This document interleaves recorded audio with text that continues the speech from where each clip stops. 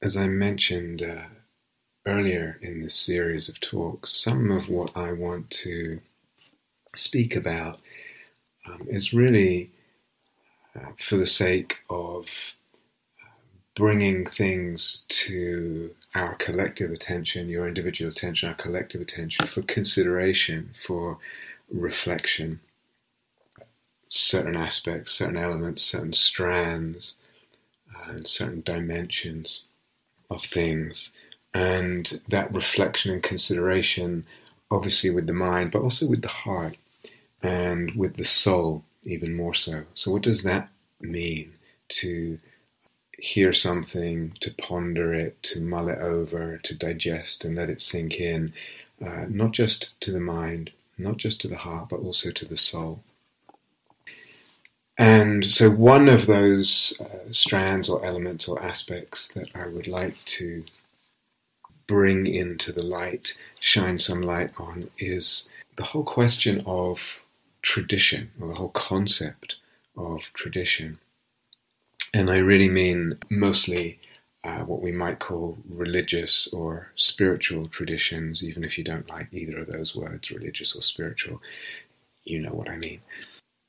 So perhaps that might strike some of you as a slightly strange subject for a Dharma talk, to talk about the tradition or what a tradition is and what's involved in tradition. I'm not sure.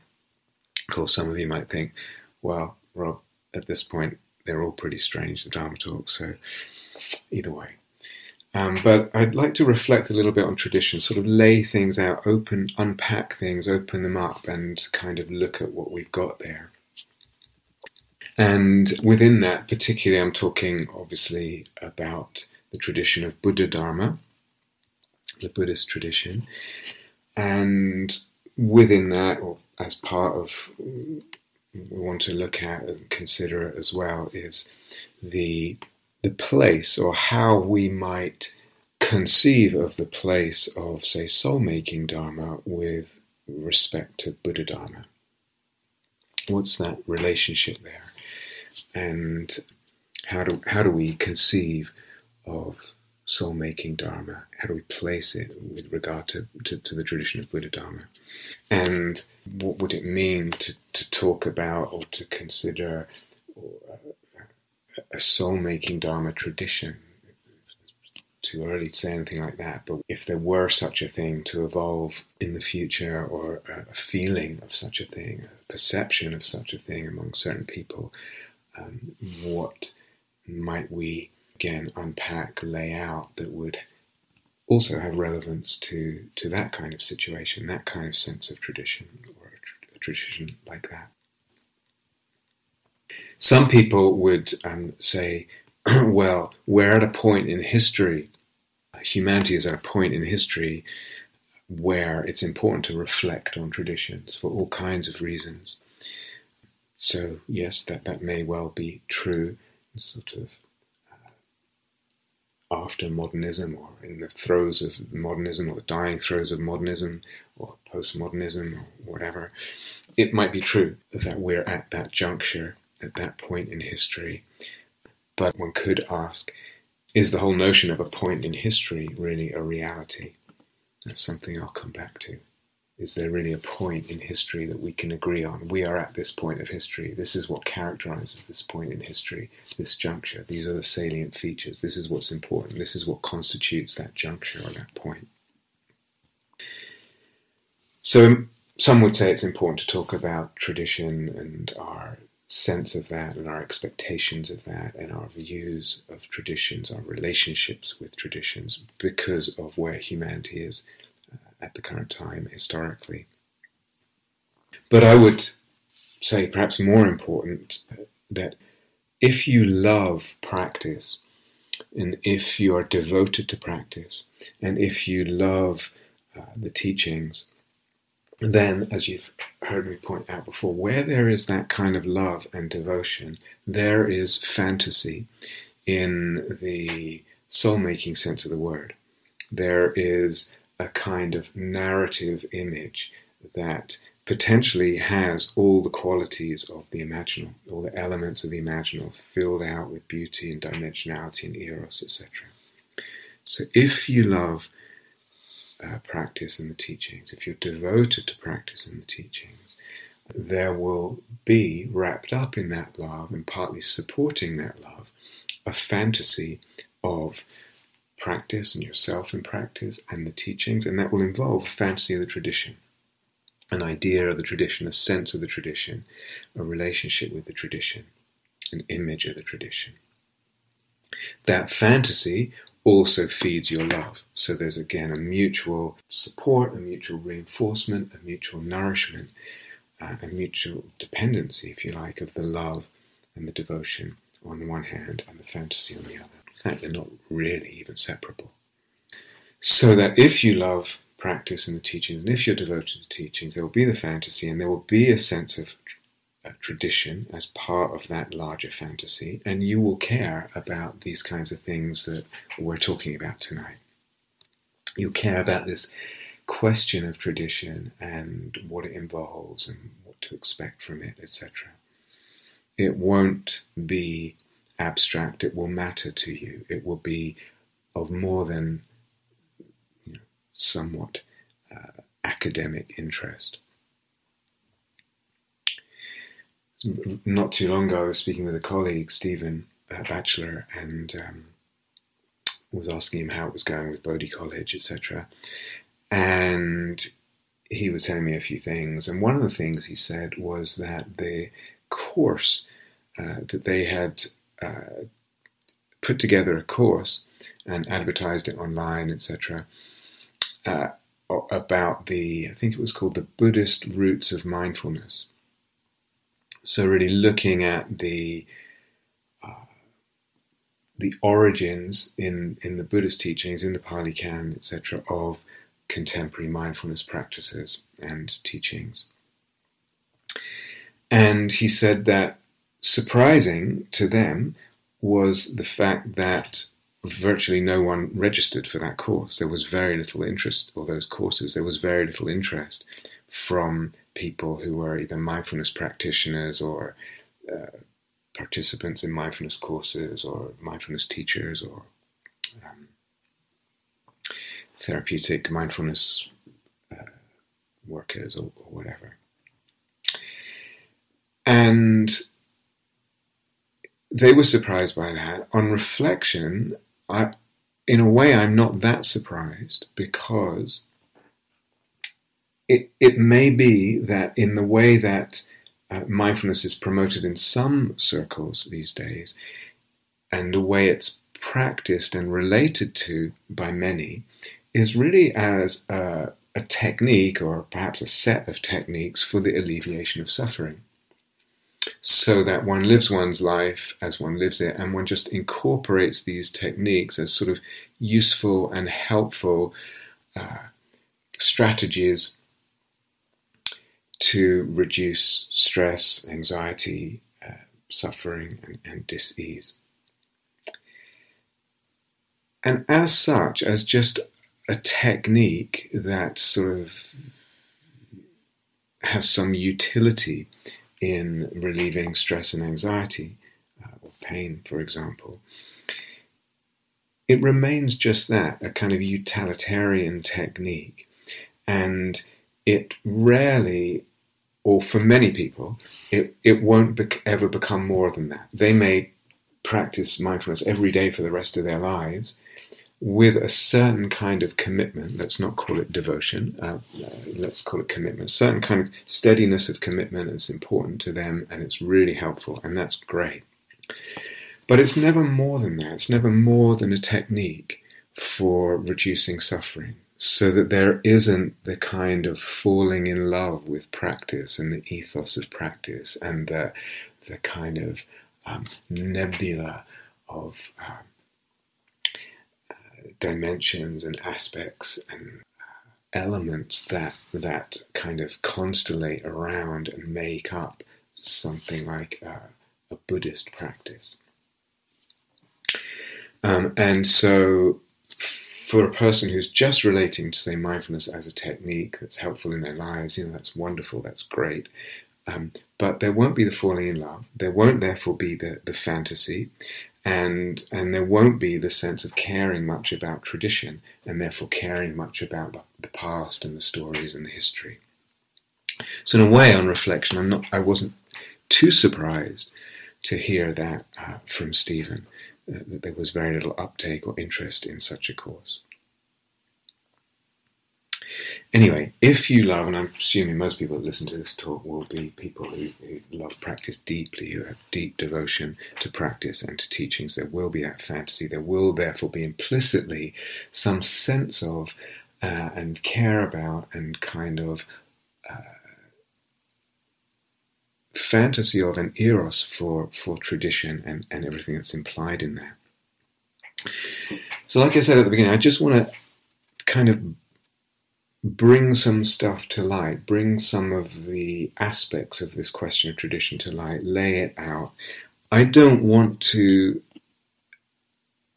conclude too much from that. It's almost like just, as I said, laying out some things on the ground together, we can have a look. I don't want to impose any conclusions that I might have on that kind of laying out of material and considerations. I would more give it to you to perhaps make your conclusions, but also to, as I said, to ponder, to reflect. How does this sit with me? How do all these considerations or these aspects, when we lay them out and look at them and say, yes, there's that, and there's that, and that, and didn't think of that, how does it land with you? How does it sit in your heart, in your soul, in your mind? What's the response of your being?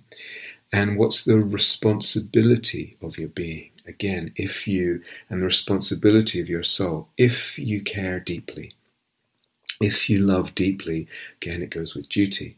If you love deeply, if you're devoted, there's image around, there's eros around. Things are on the verge of or on their way to being fully imaginal, and part of that will be duty, and part of the duty will be to the teachings, to the tradition, etc.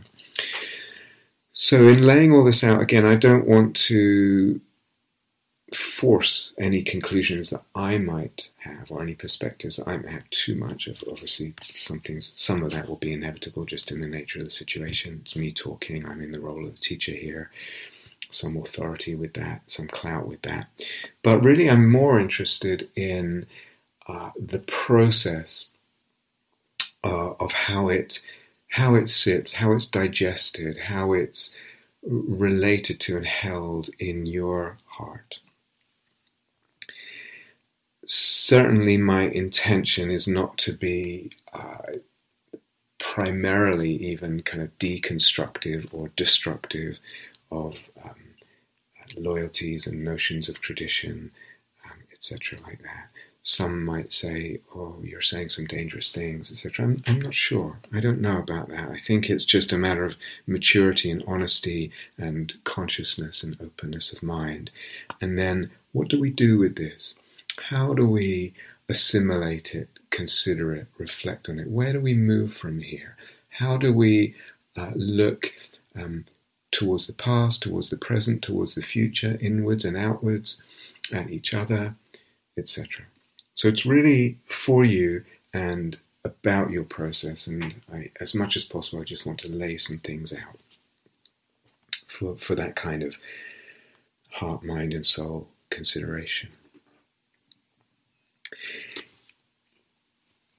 If we just bring up the word tradition and just kind of immediately what comes to mind when we think about tradition and sort of throw things in a pot, and when we think about what is a tradition, what do we mean by tradition, and even more sort of pointedly or relevantly, what do we mean or what's involved, what needs to be involved and included in a healthy tradition, if we might use such a term, or a living tradition. What elements and constituents might be necessary to form a healthy, living tradition that retains some coherence and some vitality. So if we just think about it just briefly, and I don't mean at all to be comprehensive, I just want to throw some things in a pot right now. But some of what I want to throw into that pot right now may not be immediately obvious when we think of what's involved in the tradition. So some, I don't intend to be comprehensive at this point, and actually through none of this talk am I intending to be comprehensive. There's other stuff that I've said before around these subjects, so I don't want to repeat too much. But I do want to kind of unearth or bring to light some elements to consider that, as I said, might not be obvious to many of us at first. So when we just think, so what do you think of when we say tradition? What do you think is included or implied? And if we just think kind of almost off the top of the head, you think, tradition kind of implies a community for a start. So tradition has to be more than one person. And that community has to be spread, if you like. It has to exist in the present, so to speak. There's a community that extends in the present between people. And it also has to have a tie with the past, a flow from the past, and hopefully into the future. So it's a community in the present with a past, with a connection to a feed from the past. And that community, what's included, again, we're just kind of throwing into a pot, what's included, what's necessary for a healthy living tradition. That community, community that constitutes a tradition needs to have, I might say, certain things need to be shared by that community. So one is values. There needs to be a good degree of shared values. Some of what we can put in that pot of values is the goals. What aims, what ends are considered valuable. And so there has to be a kind of common ground there among the members of the community. Extending both from the past to the present into the future, and also in the present among constituent members of that community, of that Sangha. There needs to also be shared practices, shared, we might say, rituals or customs. Or let's put it this way, why don't we open it up as a question already, rather than me insisting there needs to be? I actually don't want to insist. I'd rather put it as a question. I should have said that earlier. Does there need to be, or to what extent does there need to be in this community shared values, shared goals, shared practices, shared rituals, shared customs? To what extent does there need to be shared stories, anecdotes from the past of characters, beings, teachers, disciples, etc., practitioners from the tradition? To what extent does there need to be a shared history of that tradition? This is the history of our tradition. To what extent does there need to be a shared vocabulary, that certain words become meaningful, important, charged, rich, also function powerfully as shorthands, that people perhaps know what you're talking about when you say Four Noble Truths or whatever it is, or mindfulness or whatever. So shared vocabulary, shared beliefs. Again, I'm really asking, what extent does a healthy, vital, and living community need to share beliefs? Need shared beliefs, shared conceptual frameworks, logoi, and shared ontological commitments, which in a way are partly beliefs. In other words, what I talked about in one of the talks earlier. And somehow if we're going to feel part of the same community, me and this person, whoever it is, me and this group, do we actually have to share ontological commitments, a sense of what we believe and feel and invest in as true, including the implicit epistemological considerations there of what we believe are the ways to come by knowledge of the truth, etc. Does a living, healthy tradition need shared, what should we call them, texts? So what is handed, what comes to us, agama in Pali is, in Sanskrit is often the word used for the text, the suttas. It means literally what has come, what has arrived, what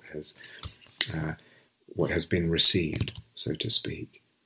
So that there is some body of received text. It could be oral, or it doesn't have to be written, of course, oral text. And that body forms a focus and a reference point and hopefully rich material for study. So that there's a possible process of getting more acquainted with, more steeped in, developing understanding of this material, this agama, this text or received teachings. But not only study, also for veneration, and we can put that in inverted commas. So that might have a certain very obviously religious character, so that a piece of text is venerated to the extent that it's put in a stupa and people circumambulate the stupa or kiss the text or bow down to the text, even if they're not even practicing it or don't even understand what it says. It could be that kind of religious kind of veneration, or it could just be veneration in the sense of one respects the authority of that text and it holds a certain kind of immovable or unbudgeable power. One has to reckon with what's written in that text. So text, received teachings, oral or written, for study, for veneration, and also for interpretation, or interpretations, plural. And so this is, I really want to come back to this, to what extent there needs to be some that sort of focus material needs to be to a certain extent, or does it need to be to what extent does it need to be open to interpretations, interpretation and a plurality of interpretations, so that it's not just a one-dimensional, unilinear text or material.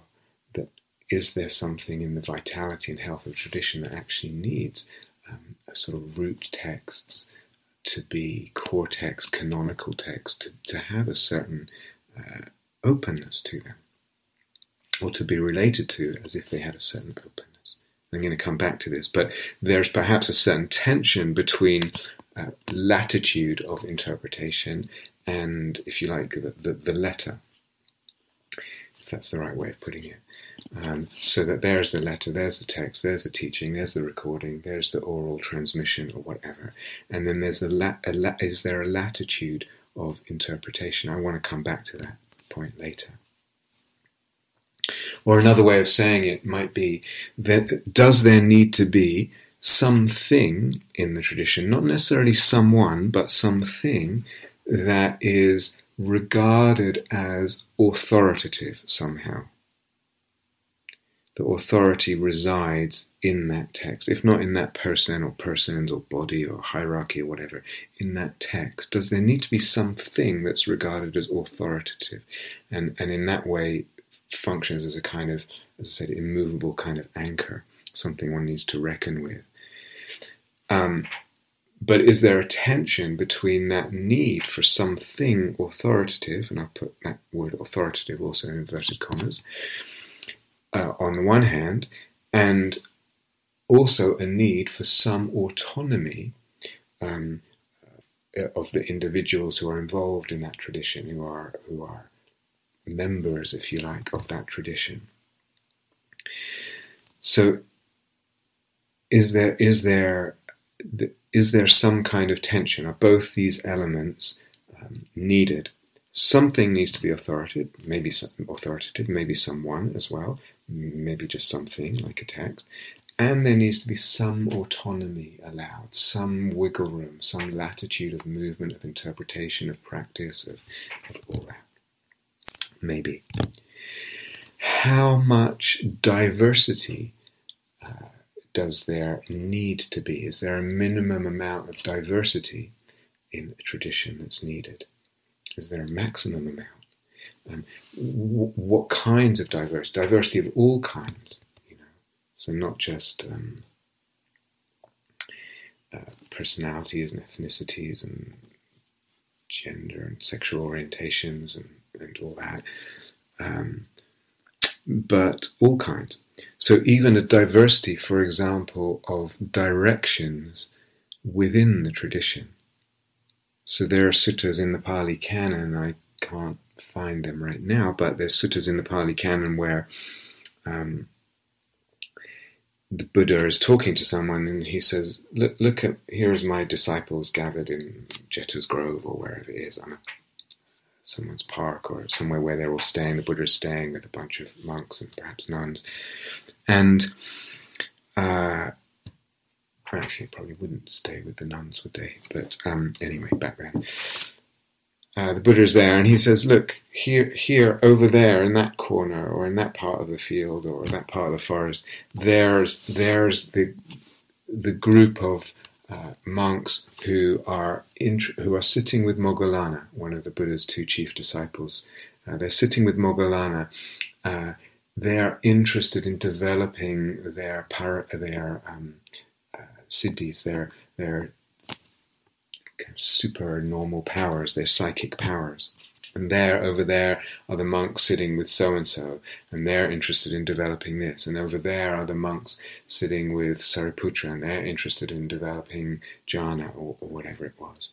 So that within the larger community and the larger tradition, there's a diversity also of directions of what people want to develop, and that's available within that range as a range of choices, or within the community as a range of choices.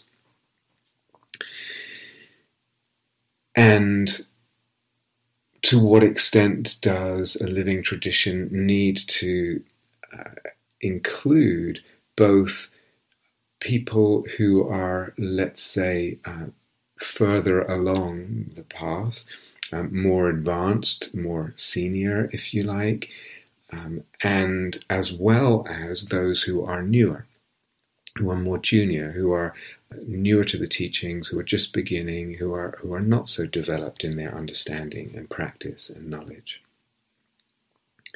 So you can already hear, so let's just put things in a box. What do we mean by tradition? But you can already hear, I hope, in what I was saying, it's like, none of these is actually simple. We could just say, oh, tradition, it involves this, and as I said, I'm not trying to be comprehensive. But none of those, when you actually pause to consider what's involved or what might be involved or what's healthy there and what's kind of become too much or is not enough, none of these are simple. None of these elements are actually simple at all. But one of the questions I have for us to consider, and again, if you love and if you're in love with practice and teachings, these questions, if they're not right now, they will be important to you one day. But one of the questions I want to ask is, what we're talking about, okay, these are the shared elements that need to be there for a living, healthy tradition. If we turn it around and say, what differences, what absences of shared ground become fatal for a tradition? Fracture it too much, render it dead or lifeless or stagnant or just kind of explode it in some way or another. So that's a question I have. And again, I think at this point in history, if we can use that word, use that idea of a time in history, it's a questionable one. That's an interesting question to me. So, for example, and as I mentioned in that other talk, I can't remember which one, about if you're going to practice soul-making dyad or a triad or whatever, as a group doing soul-making practice together, and there's not the shared conceptual framework, it might not work. It might be frustrating, disappointing, etc. Also, the necessity or the need, this strange thing, even for deep friendship, to share ontological commitments regarding the world, cosmology, regarding the nature of human beings. So would that be an example, say ontological commitments, would that be an example of some aspect, the absence of which as a shared ground, when ontological commitments are not shared or don't overlap enough, that actually it becomes fatal for for a tradition, because the relationships can't really flourish, and the difference is so basic there in this set of ontological commitments versus that set of ontological commitments. The difference is so basic that it forms a kind of fracture that becomes an abyss, and two camps within a tradition are actually hardly constitute a coherent tradition anymore. So all these things we can throw in the pot, and as actually very quickly we start to realize, none of these is actually simple. They all bear further reflection, further consideration, further opening out and feeling into. Some aspects might be a little less obvious of, again, this what's involved or what's necessary, what's needed, and what's necessary to be included in a living, healthy tradition. And some things might be a lot less obvious than some of the lists that I've just sort of gone through quite quickly. So I have a question. Is it necessary, does a living, healthy tradition, a vital tradition, does it need some element of mystery or something that is mysterious, perhaps even to the point of relative incomprehensibility?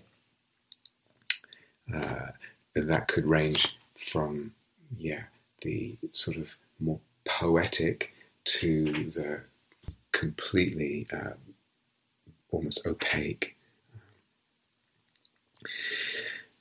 So does it need some element of mystery, of something that's not clearly comprehensible? It's a question. That element is, to me at least, less apparent in, say, Pali Canon Buddha Dharma as it's come to us, certainly in the West. In some living traditions in, say, Southeast Asia, say Thailand and Cambodia, the actual tradition of Pali Canon Buddhism is so wrapped up with other influences. So, for example, in Cambodia, there was actually Mahayana at some point in history for a while. So there's a lot of Mahayana teachings wrapped up in Cambodian Buddhism. And there's the vestiges of that are still alive and color and shape and influence the tenor and thrust and range and quality of Cambodian Theravadan Buddhism, so-called. In Thailand, if you talk to people who've been monks and nuns in Thailand, Westerners, it's totally imbued. It has still retained, for example, the belief that you find all over the Pali Canon, the belief in devas and angels and wood spirits and the spirit of this tree and the deva that lives in that forest, and etc. And that's very much part of the whole tenor, flavor, range, color of that version of Theravada Buddhism. But as we've received it in the West, it's less apparent, this sort of element of mystery. It's become more a kind of a presentation of something that's sort of more clear-cut, rational, it seems to me. But it may still be there. If I look in other traditions, and this actually occurred to me because I was reading the translator's introduction of a book called Gates of Light, Share Ora, by Joseph Gikatilla, as a medieval Jewish teacher. And the translator, Avi Weinstein, was commenting that this book was written at around the same time as the Zohar. Zohar sometimes means something like the Book of Splendor or Radiance. It was written around the same time, this book by Joseph Gikatilla called The Gates of Light, Share Ora. But there were two differences, and those differences were very influential in the subsequent histories and receptions of those two books, the Zohar and Rabbi Gikatilla's book, Share Ora, Gates of Light. And just to name two of the differences, so one was that three differences, let's say. One was that the Zohar was actually written at around the same time in 1200 or 1300, I can't remember exactly, 13th century Castile, Provence, Castile, that kind of area, and was written at that time, but was presented, it was faked, if you like, ostensibly to be a rediscovered text that was. It was presented as a rediscovered text that was written in the 2nd century, so hundreds and hundreds of years early. It was presented.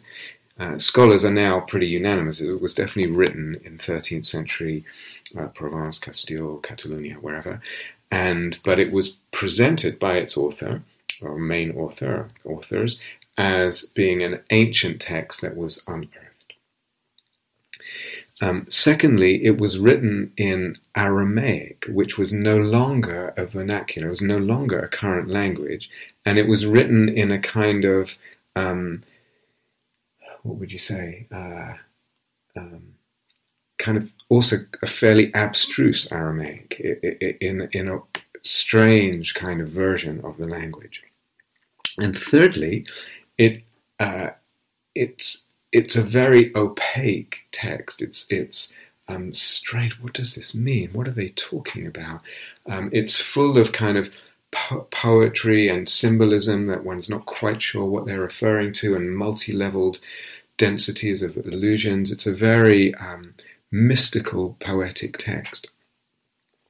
Gates of Light, on the other hand, Rabbi Gikatilla's text, was attempted to be, it was written in contemporary language, easy to understand, a clear exposition, taking one through stages of was ostensibly similar-ish material in terms of Jewish mysticism and mystical teachings and Kabbalah. Ironically, perhaps from a certain point of view, what happened historically was that Gates of Light, Share Ora, this clear text written in contemporary language, designed to be easy to understand, etc., became not very popular at all. Not that many people read it. Whereas the Zohar became an incredibly popular text, venerated, as I said, studied, commentary upon commentary written upon it. It became almost canonical, not without some contention, almost canonical in the tradition, in the Jewish religion, and and garnered great respect and veneration there, despite the fact, or even by some people who could not understand the language in it, the Aramaic. And certainly by many people who it remained, even if they could understand the Aramaic, it remained really pretty baffling what it was talking about. We could also say it was open because of its poetic nature, because of its the mysterious language, because of the mystery of what it meant, because of all that, it could become an object for eros. It could contain within its sort of depths and mysteries and darknesses and illusions and poetry, it could allow a wider latitude of interpretation, an infinity of interpretation. It could become, because of its depths and mysteries, because it was kind of unfathomable, because one couldn't just simply reduce it, because it had the beyonds, it could become an object of the erotic imaginal. One could have eros, and it itself becomes an imaginal object, the Zohar, this book, this teaching, this tradition. And because it was ancient, or because it was presented as ancient, it could quickly have the kind of, it could quickly kind of accrue the kind of, attract the kind of eros for the ancient, because ancient implies the tradition.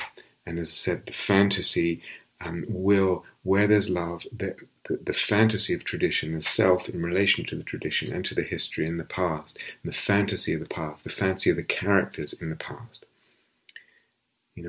Partly the Zohar is the kind of, not really chronicle, but it involves passages relating the sort of wandering through Galilee of a small band of mystics, and they're visiting different places in this beautiful land and discussing different mystical interpretations of Torah and things like that.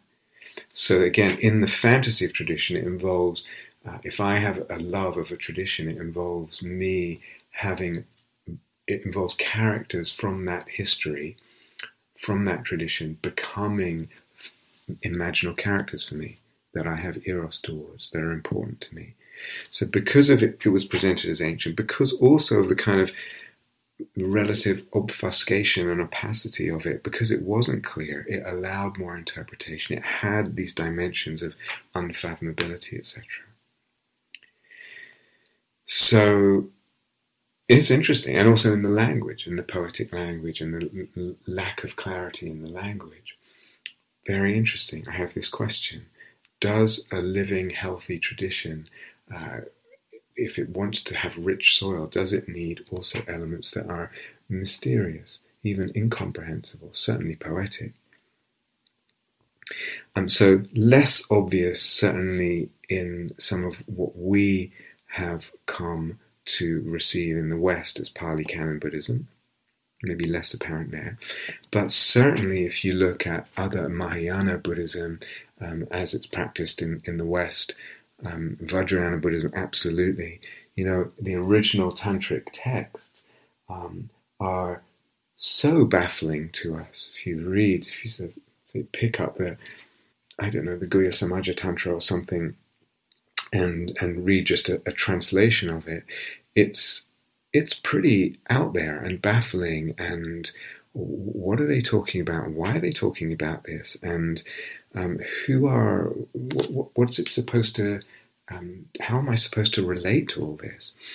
And so what's very common in the Vajrayana tradition is less for people to read texts in their original, but to read commentaries on the commentaries, or commentaries on the text, and even commentaries on the commentaries has become much more usual. And the commentaries, if you think about, there was actually two Chandrakirtis, two famous Chandrakirtis in the history of Buddhism, and the second Chandrakirti was famous for his tantric commentaries, in particular on the Guhya Samaja Tantra. And there, as in the Jewish tradition, there's 4 levels of commentary. So each sentence, even each word, has kind of given 4 levels of meaning. And again, right there. And similarly in Kabbalistic interpretations or commentaries on the Bible, they talk about the obvious meaning, the hidden meaning, etc., the symbolic meaning. So the commentaries themselves become rich. The text itself, because of its strangeness and its mysteriousness and its partial incomprehensibility, its poetic nature, lends itself, offers itself as a soil for image, for eros, but also for the proliferation of growth out of that soil, further interpretation, the richness of that, interpretations, commentaries upon commentaries, multiple perspectives, etc. And the mystery never goes, because the core text remains mysterious and open. Or if you think about in Christianity, St. John's Gospel, of the 4 canonical Gospels in Christianity, leave aside the apocryphal text, but of the 4 canonical Gospels, St. John's Gospel is really the odd one out. It reads so differently, it's so mystical in its flavour and in what it says, and even the opening sentence is very famous. In the beginning was the Word, and the Word was with God, and the Word was God. And etc. What's it talking about? And I can't remember now exactly. And the Word was in darkness, and the darkness shall not overcome it, etc. The darkness did not overcome it. So the mystery of that kind of text, that may be, or the question is, how necessary is that kind of strand and text within the body of a healthy tradition? Or again, in Christianity, the whole theology that goes with the Trinity, so Trinitarian theology, the Father, the Son, and the Holy Ghost, the Holy Spirit. It's mysterious. And so what you get is lots of interpretations, lots of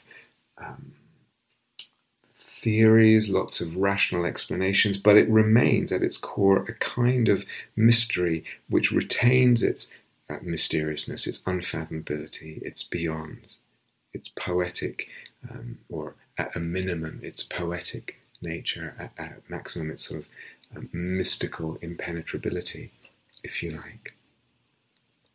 So that's a question.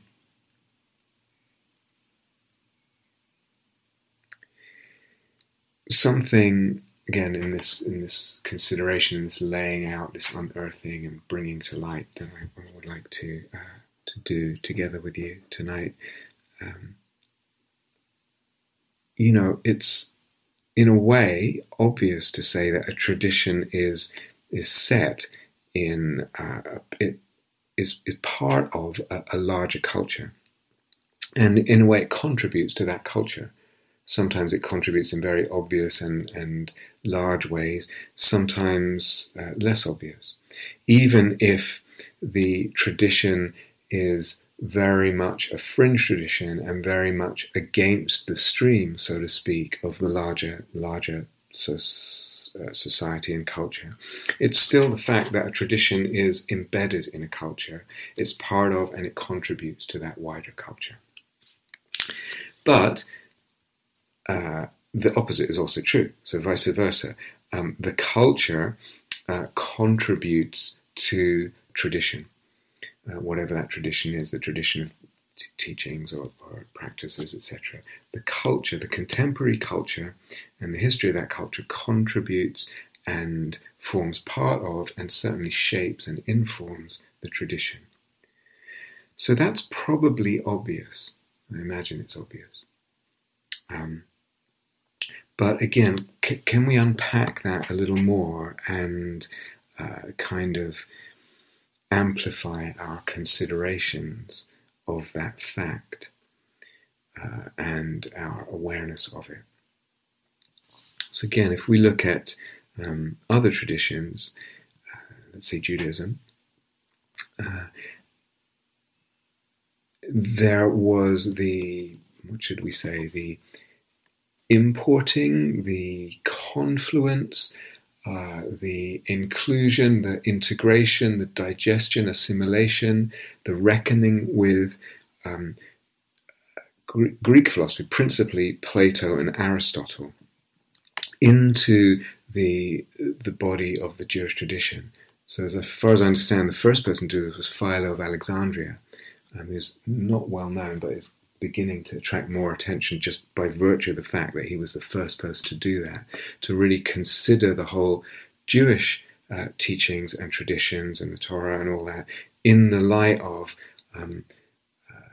Plato's teaching particularly, and to try and present the Jewish teachings to Greeks and Greek culture in a way that would be understandable for them. So he was quite a significant figure because he was the first person in Western history to do that. And that movement of kind of integration of either or both of Plato and Aristotle as thought and philosophy and views into Judaism, into Christianity, into Islam, that it was a undeniable fact, an important event, an important process in all those three religions, all those three traditions. And so he was the first person to do that. And then successively, there are different periods in history where an even further integration happened. So again, going back to the Zohar and the sort of blossoming, if you like, or birth of Kabbalistic teachings in Judaism in the 12th, 13th centuries in southwestern Europe principally. They were also very much influenced by Neoplatonic teachings. So there was really, influence is even an understatement. There was a marriage, an integration, a mingling, a birth, a co-opting of those Neoplatonist teachings within the Jewish teachings, a reconfiguring, a representation, a rethinking of Jewish mystical teachings with an incorporation of Neoplatonic teachings. A little later, I can't remember the dates exactly, but somewhere in the Middle Ages, Maimonides was also a famous Jewish teacher, rabbi, who wrote a lot, very influential, and he favored more Aristotle's teachings. So what you also get in the three Abrahamic religions is a sort of wrestling with, or contest, or dispute between two different influences from Greek philosophers. One camp, let's say, more influenced by Plato, one camp more influenced by Aristotle. To complicate things, there were texts that were believed to have been written by Aristotle that were actually Platonic, and they were misattributed. So people were quoting Aristotle, or thinking they were quoting Aristotle and claiming they were quoting Aristotle when it was actually a Platonic teaching, etc. But all this material was worked into the clay, into the fabric of Judaism, of Christianity, of Islam. So in Christianity, I'm not quite sure where Augustine of Hippo, St. Augustine, stood with this, because he grew up in a pagan culture, so would have been very familiar with Platonic teachings, etc. But then converted to Christianity, and exactly how he viewed that relationship, or whether they were integrated or not, I'm not sure. But certainly Pseudo-Dionysius, who I've mentioned, was very Platonically influenced, and his teachings became very influential in the church. I think he's from the 5th century. Thomas Aquinas in Middle Ages, enormously influential, and really very consciously borrowing from, working with, relying on the teachings of Aristotle and Aristotelian philosophy for his interpretation and his kind of remodeling of Christian theology and philosophy and thinking. So all that enormous integration, influence, incorporation of Plato and Aristotle's thought into the three Abrahamic religions. And I don't know, I mean, for me, I almost try to imagine, say, those religions without those influences. And it's hard to imagine. It's so different. And my gut reaction is they just don't attract me. Without those kind of more sophisticated developments and integrations of the thought of, say, Plato, for example. To add to that, again, if we just take the Jewish tradition as an example, there was, of course, people traveled and they talked with each other and they met, and at some periods and places in history, the interreligious dialogue was very open and very encouraged and very, very fertile, so that you get what historians and academics are now tracing, that's a Sufi influence. That practice or that view came into Jewish mystical teachings via the Sufis. There was obviously some meeting, some dialogue, some learning even between the Jewish Kabbalists and the Sufis, and perhaps there were influences both ways. And of course, when you get into Christian Kabbalah, it's rooted in Jewish Kabbalah, etc. But all this exists, and it's just part of, it's kind of an inevitable part of history, of the history of a tradition, that the culture contributes, and contributes sometimes in ways that are absolutely fundamental, really almost like change the constitution of that religion and the sort of fundamental tenets, really. It can be wrapped up in the same vocabulary, but the whole thinking behind it is, the structures, the conceptual structures, is different. And then what I'm partly asking is, what's the implications of that? What are the implications of that fact? So don't think that this just applies to non-Buddhist traditions in the past.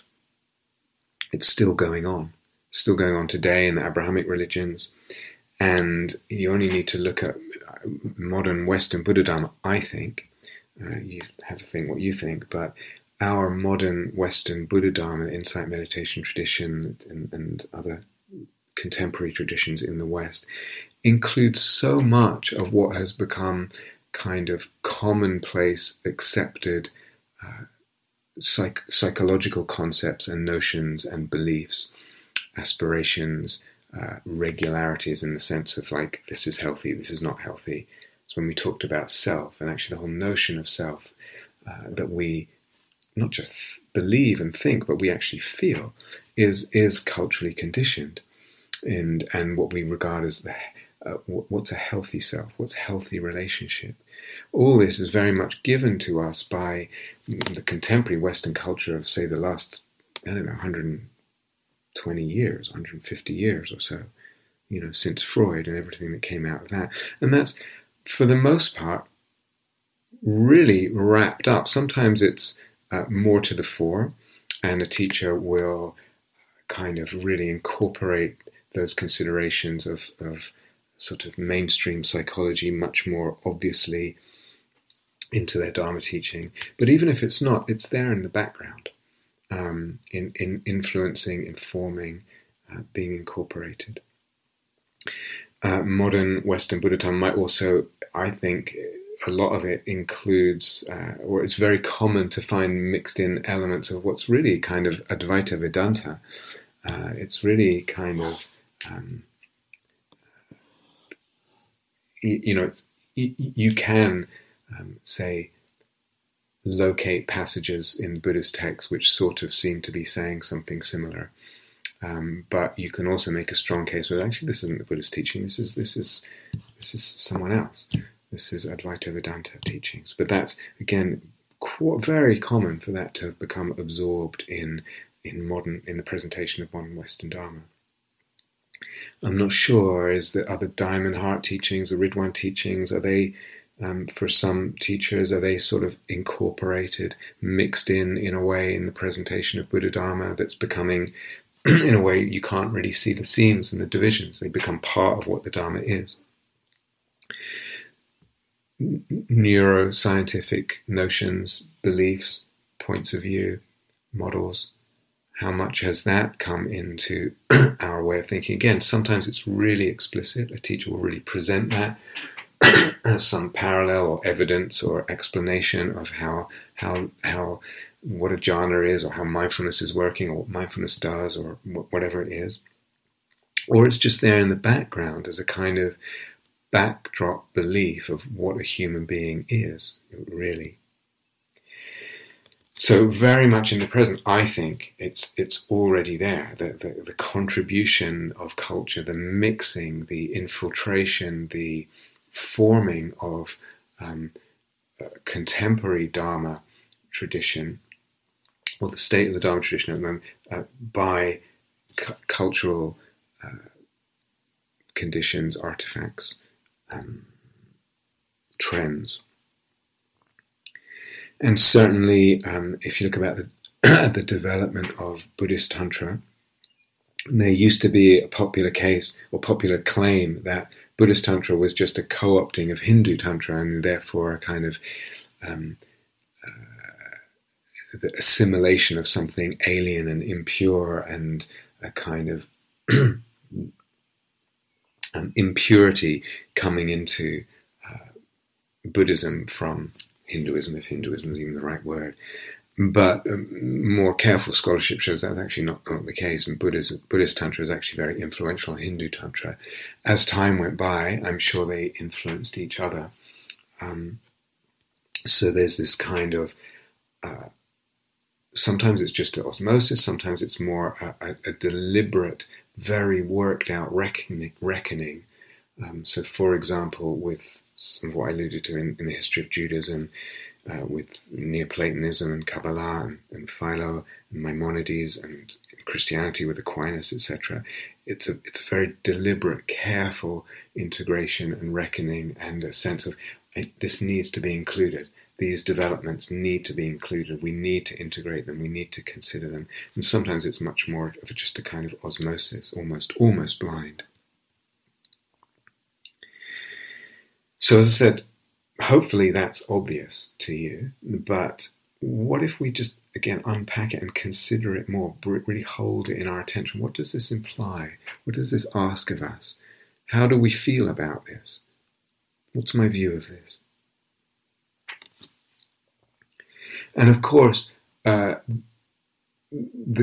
contemporary culture is also a formative condition, even when those in the tradition or a founding member of the tradition is fighting against the contemporary culture, just by virtue of it being an opposition or a foil or something to contrast oneself with, it becomes a formative influence in a kind of, I don't know what you call it, a negative way.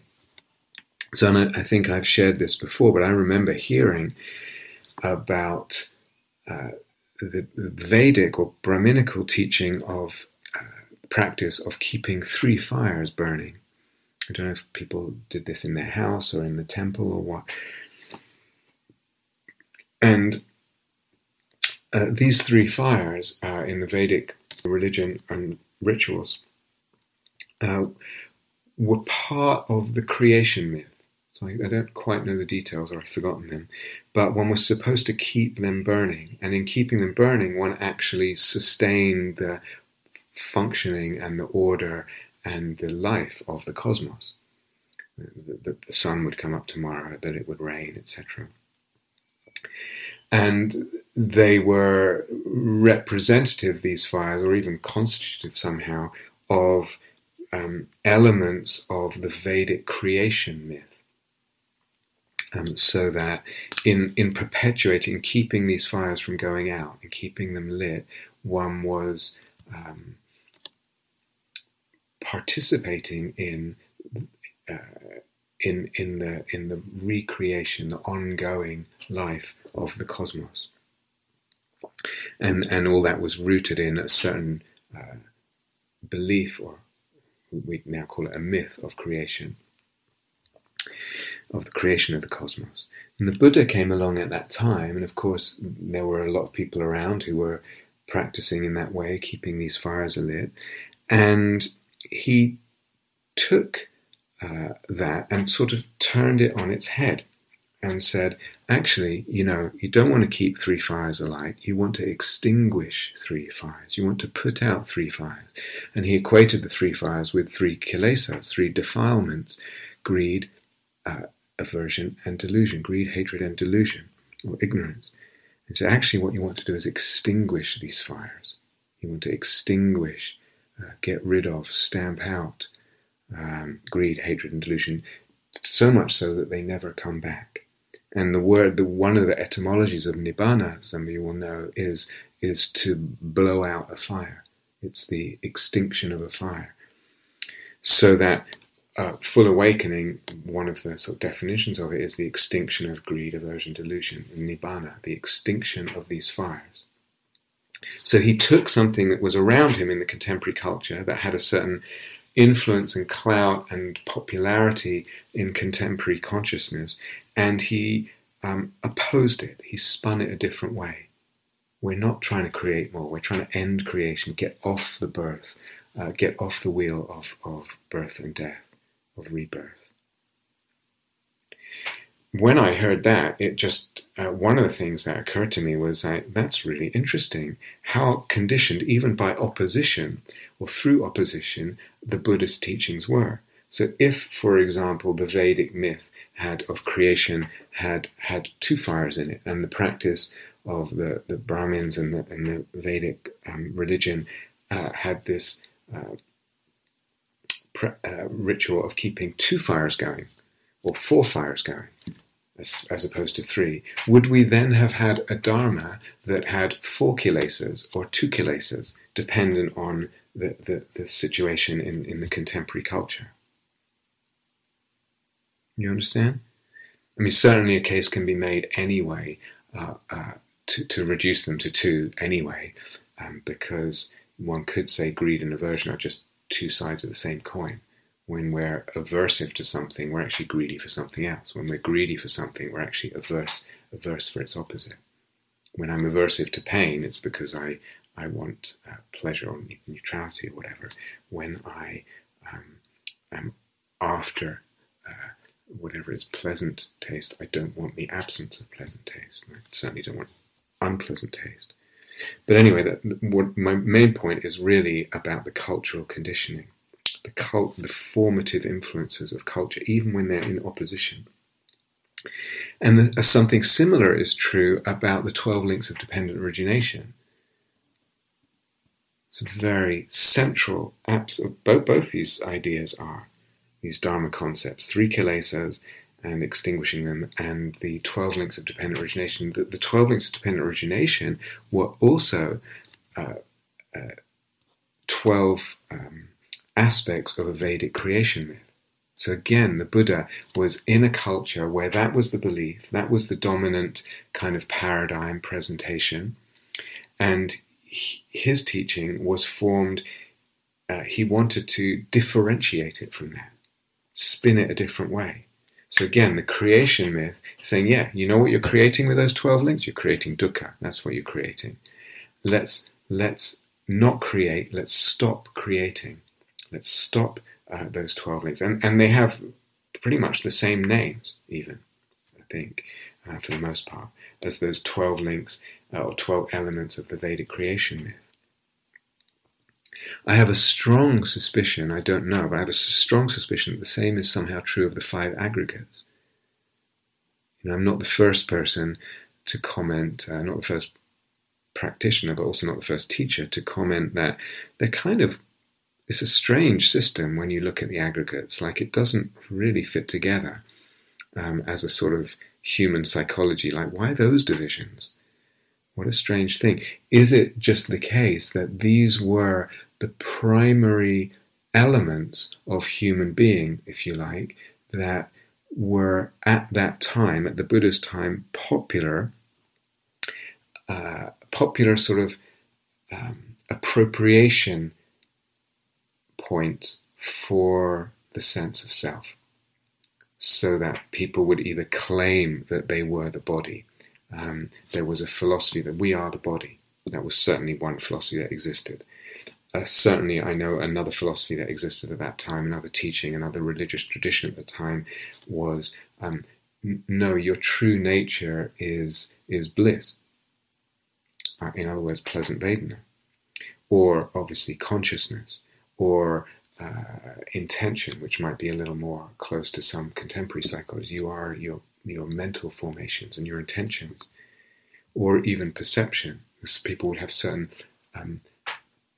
jhanic perceptions. So, for example, one will come to the seventh jhana, nothingness, and one would take that to be who one was. So these were extant teachings. These were current contemporary teachings in different of the spiritual traditions and philosophies around at the time of the Buddha. So I don't know, did he originate the teachings of the five aggregates, or did he just look around him and kind of see, oh, okay, so this school is identifying with that school's identifying with that, claiming that to be the true self, that school's identifying that to be the true self, that school's identifying this to be the true self, and just collect them together for the purposes of saying, you know what, none of these are. Again, it's a Dharma concept that was formed, or perhaps it's a Dharma concept that was formed in opposition, but still culturally conditioned. But if all that is the case, then we say, how real are these things? I mean, we can see they're not real because of emptiness and the kinds of reflection that, when I said greed and aversion are two sides of the same coin, lots of other ways they're not real. Any of these links and deep practice into emptiness will show exactly that. There are no aggregates, really. There are no links of dependent origination, really. There are no kilesas, really. They don't form clear-cut, demarcated things. They have no independent existence. But we can add a kind of another level of, if you like, emptiness and say, they're also culturally conditioned. How real are they? So easily in our minds they can become kind of dogmas or truths, as if they're real, as if they're referring to real things. But there's this, the larger point here is, that's an important point too, but just to point out that cultural conditioning can happen via opposition, via a tradition wanting to demarcate itself, differentiate itself from what is around it, or it's wanting to push off in a different direction. So this can happen in all kinds of different ways. Just the other day, I was talking with someone who works. His job is working with the Dalit Buddhist communities in places in India. So, some of you'll probably know, there's Dr. Ambedkar was a Hindu and converted to Buddhism, and there's a movement of untouchables, if you know the Indian caste system, and there's a sort of gross injustice there, that there's a tiered hierarchy of the castes and classes in India, and the lowest class is even lower than the lowest class, is untouchables. They're outside of the caste. And actually that whole thing is very much drawn along ethnic lines. So it's basically a metaphysically,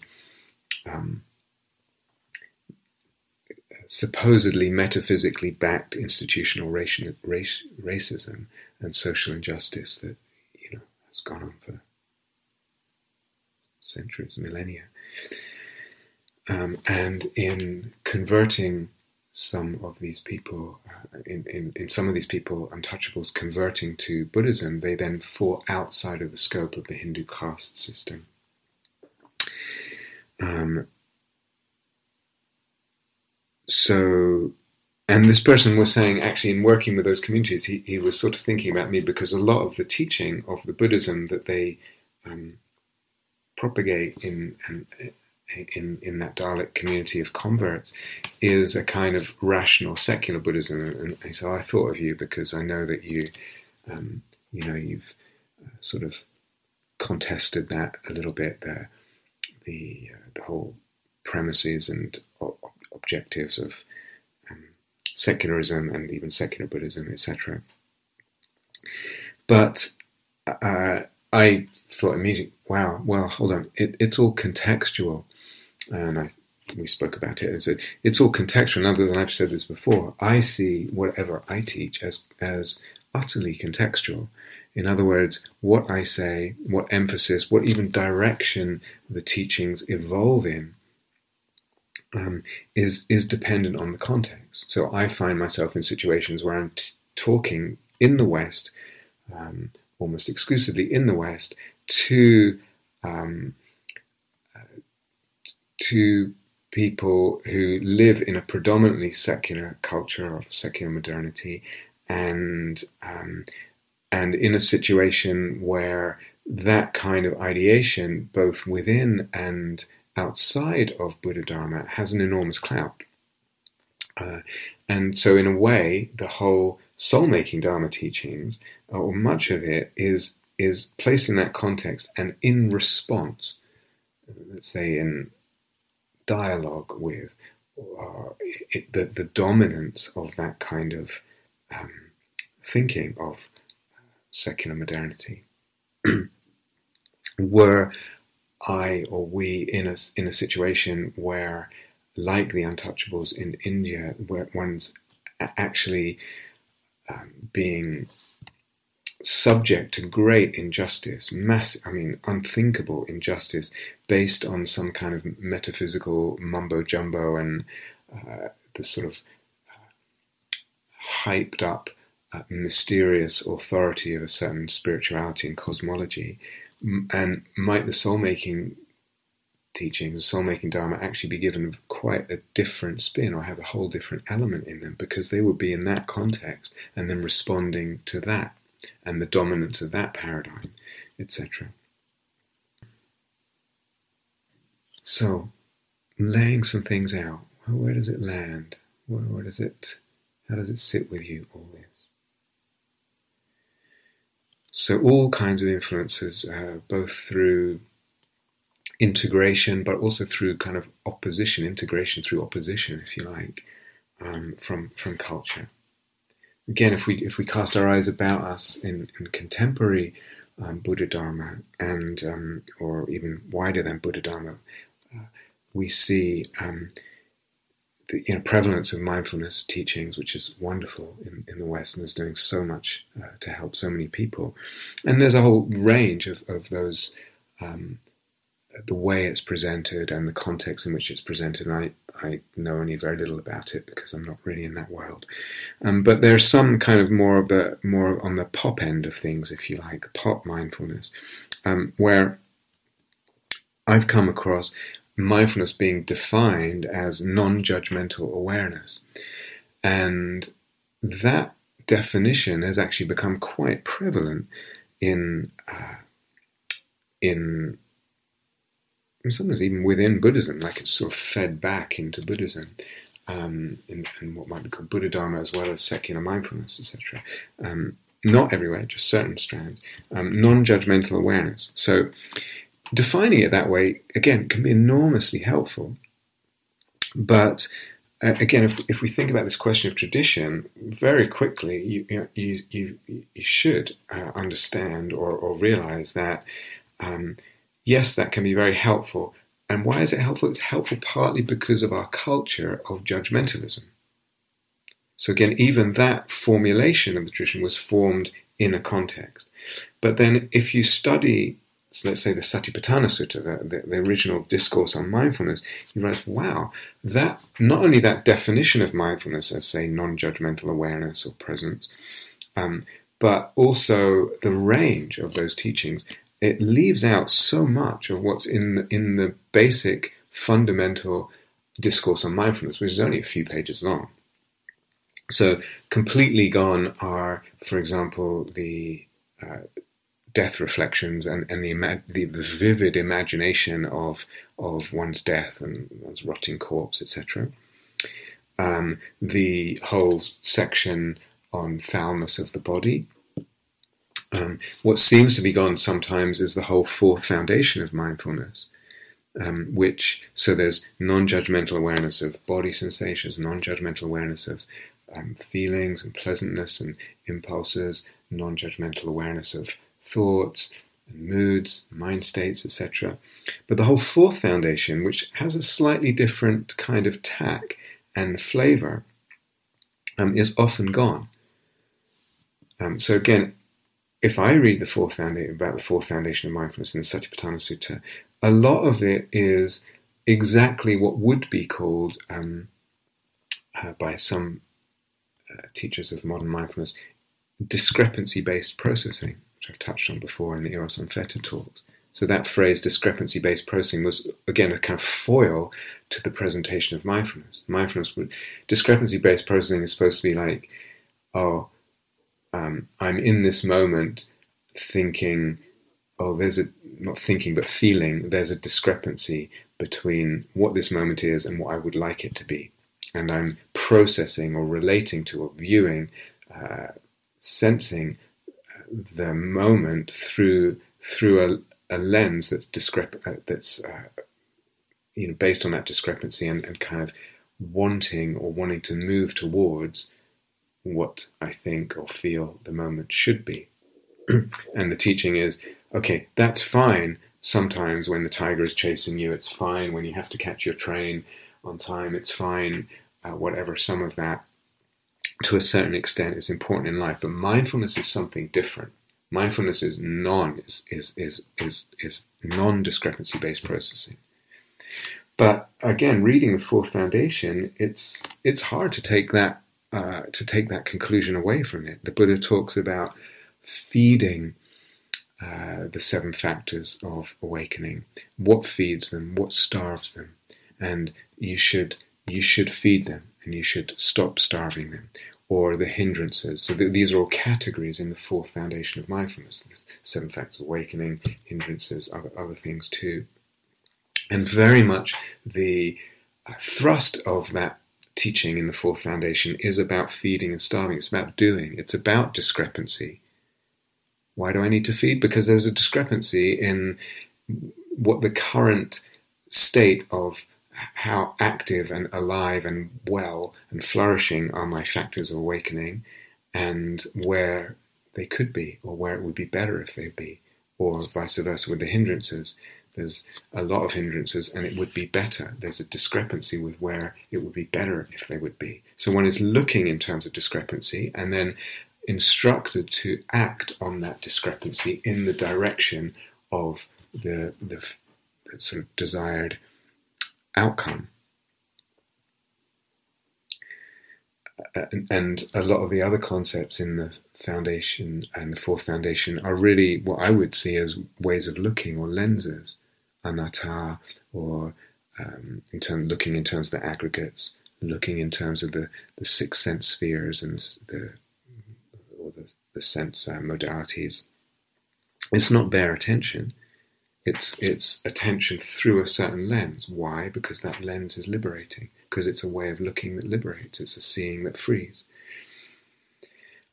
So that whole presentation that we get sometimes in pop mindfulness as non-judgmental awareness, I think I know where it comes from, because so many people struggle so much in our culture of fractured communities, ego psychology, and our culture of individualism. There's so much pain that goes with that comes from judgment and self-judgment, and judging oneself and one's experience and where one is. So it's understandable that mindfulness will be given that kind of, I say spin, but it's more than a spin. It's a kind of truncation, if you like. Yet, when we compare it to what we have of the the original discourse, like, wow, it really is a truncation and a kind of partial view at best. As I said, that foundation does have the encouragement and the directive to discern, to notice the difference between what is and what could be, what is and what it would be better if there was, and to direct oneself towards that, to cultivating that, to cut this or that, to remove it, to strive to engender this or that. Now, I'm not saying this right now as a criticism of that kind of mindfulness. I'm really, really not a criticism of even those kinds of popular mindfulness. I don't myself really have much enthusiasm or kind of I don't put much hope and investment in, or I don't think highly of this sort of attempted project of what the Buddha really taught, and this kind of looking back in history and trying to kind of shave off everything and kind of try and find the original teachings pure from any accretions, etc., any cultural conditionings. I don't subscribe to that project. I think it's not necessarily helpful, or rather it can be held in a way that's not necessarily helpful. I'm not that interesting. I've said this before, but Nietzsche has a phrase, I can't remember what the German is, but it translates as something like the fantasy of origins, so that we believe that the original thing is better than the thing that developed over time. And of course that's absolutely commonplace in the way that most people who are in a religious tradition think of a religious tradition.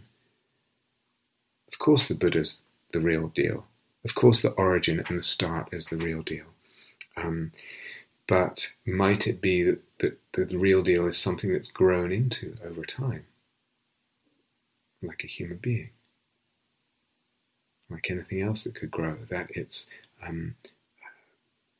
better or fuller or certainly richer, but almost like more real thing is more in what it moves towards over time, rather than like the origin. And anyway, the whole sort of I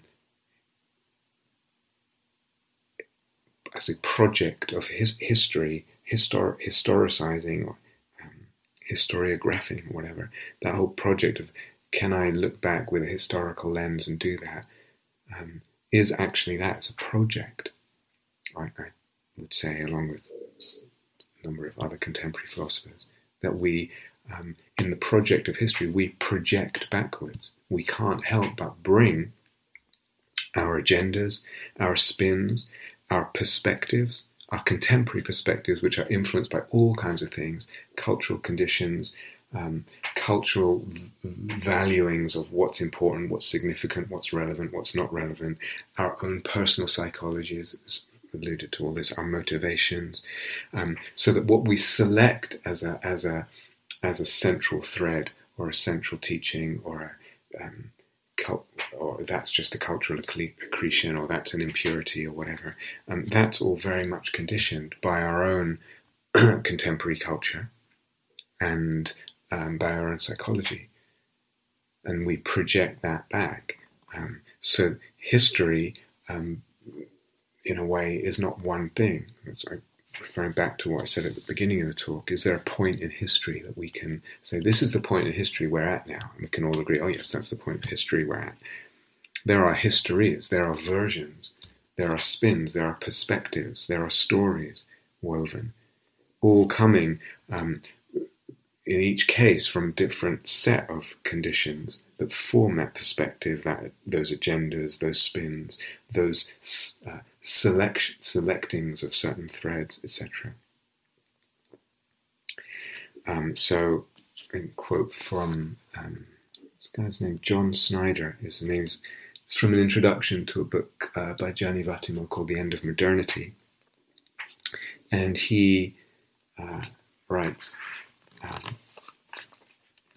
the work of such theorists as Michel Foucault, Michel de Certeau, I think you say, and Hayden White, on the rhetorical and literary elements present in historical writing, has belatedly led to a widespread recognition of the narrative and therefore fictional basis of a unified image of history. History appears today, rather, as a kind of writing which persuades its readers through the use of carefully chosen rhetorical strategies of the truth of its account of events, truth in inverted commas. It's a kind of writing which persuades its readers through the use of carefully chosen rhetorical strategies of the truth of its account of events.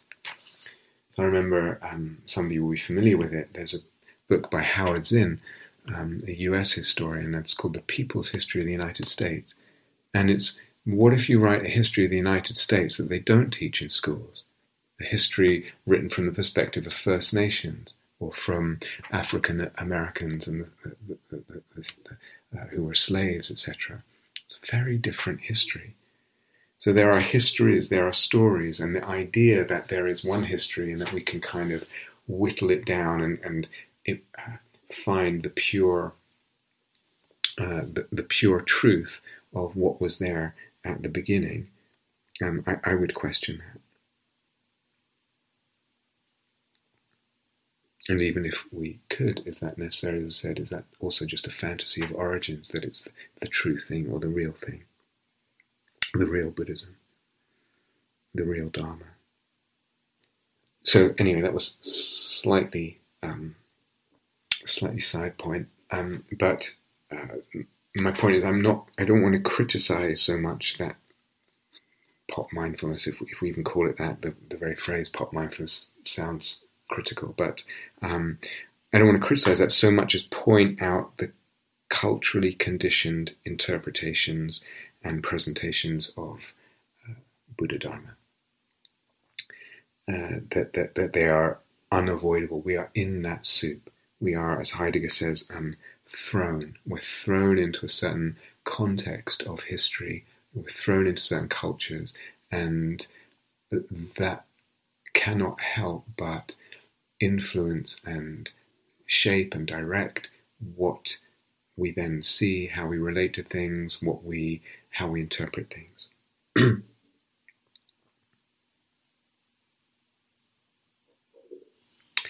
So, again, I'm really just wanting to bring certain elements, certain aspects, and considerations to light for your reflection, consideration. So what does all this imply to you? What are the implications?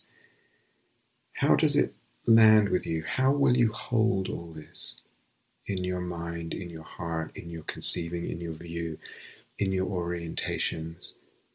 What's your relationship to it? How does your heart feel? And what will we do with it in terms of moving forward?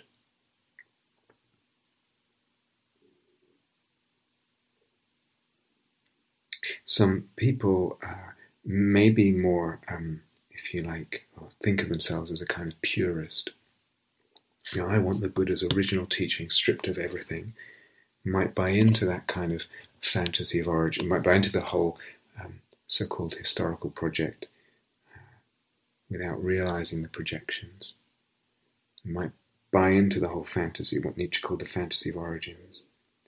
Is it, though, I would ask, is it even possible to not be thrown? Is it possible to somehow divest oneself, to scrub oneself clean, to cut off and sunder all those cultural accretions and indoctrinations and learnings, perspectives, views, values that we have from the culture, so that we can, is it possible to do that, to not be thrown, or to be thrown and then to somehow be transcend one's thrown state, thrown into a culture, thrown into a time, thrown into a time in history, place, the culture.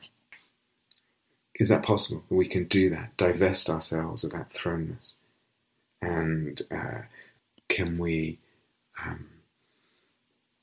have a perspective that isn't culturally conditioned?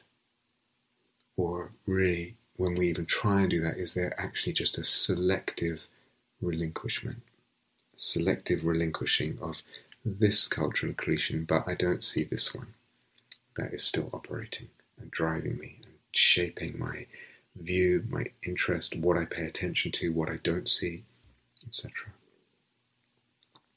And then this question, as I said, might it be that some of these cultural conditionings and accretions and integrations and shapings and influences are in fact improvements? How would we decide? What determines that? And what's my loyalty? What's operating? Again, these end up being not just mental questions, certainly not abstract and not academic, not even just mental. They end up being, they affect the heart and they'll affect the soul.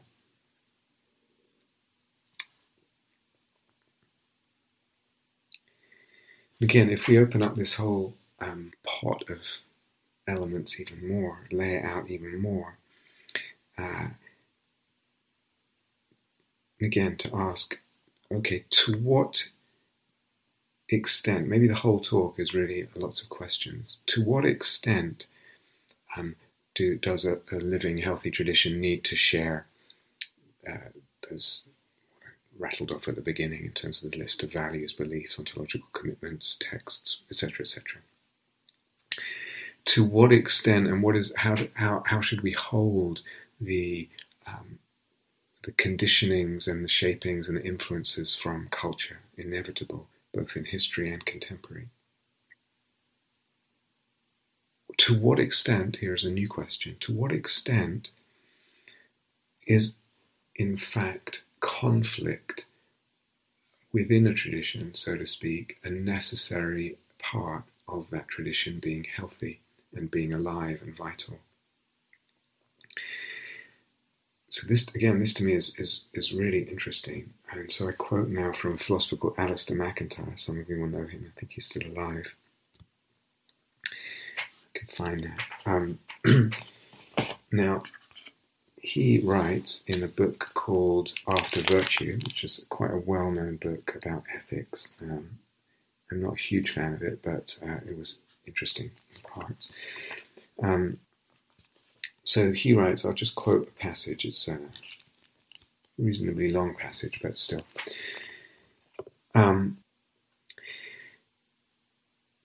He's basically saying that when people talk about tradition, oftentimes it's sort of polarized between conservative thinkers and those who are opposed to conservatism.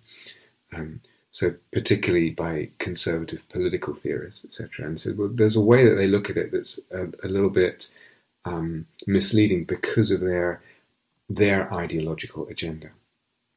And he writes, characteristically, such theorists have followed Edmund Burke, in contrasting tradition with reason. And also the stability of a tradition with conflict. So the contrast of tradition with reason. In other words, tradition is just received stuff that's not really had the scrutiny of rational thinking. And the stability of tradition, on the one hand, with kind of conflict. Conflict does not go with the stability of tradition. But, as to McIntyre continues, both contrasts obfuscate. They just confuse things. They hide a reality here. For all reasoning, he writes, takes place within the context of some traditional mode of thought, transcending through criticism and invention the limitations of what had hitherto been reasoned in that tradition. All reasoning takes place within the context of some traditional mode of thought. So he says, this is as true of modern physics as it is of medieval logic. Moreover, when a tradition is in good order, it is always partially constituted by an argument about the goods, the pursuit of which gives to that tradition its particular point and purpose. I'll say that in other language in case that's a little difficult. So, in other words, a healthy tradition, he's saying, when a tradition is in good order, part of what makes it healthy and in good order and alive is that it involves an argument. It's constituted by an argument about what? About the things that are valuable in that tradition, that give the tradition its point, its purpose. So, what is awakening? What are we trying to do? Where should practice lead? What does a good practitioner look like and do, etc.? The argument, rather than being something that's anathema to tradition, is actually part of a healthy tradition. So he continues, so when an institution, a university say, or a farm or a hospital, is the bearer of a tradition of practice or practices, its common life will be partly, but in a centrally important way, constituted by a continuous argument as to what a university is and ought to be, or what good farming is, or what good medicine is. Traditions, when vital, embody continuities of conflict. Traditions, when vital, embody continuities of conflict. Indeed, when a tradition becomes Burkean, in other words, when there is that dichotomy between, okay, if it's a tradition, there's no reason, etc. If there's a tradition, if it's stable, there's no conflict. When a tradition becomes like that, becomes Burkean, it is always dying or dead. A living tradition, then, is an historically extended, socially embodied argument, and an argument precisely in part about the goods which constitute that tradition. In other words, what's valuable to that tradition and for that tradition. You understand? So this, to me, is like, oh yeah, right. It's partly sort of semi-consciously obvious, but actually one needs to think about it a bit more. So, oh yeah, that's actually really part of the weave, the tapestry of what makes a healthy tradition, a vital tradition. John Anderson said, don't ask of a social institution, in other words, embodiment, instrument of traditional part, an instrument of part of a tradition. Don't ask of a social institution what end or purpose does it serve, but rather ask of what conflicts is it the scene?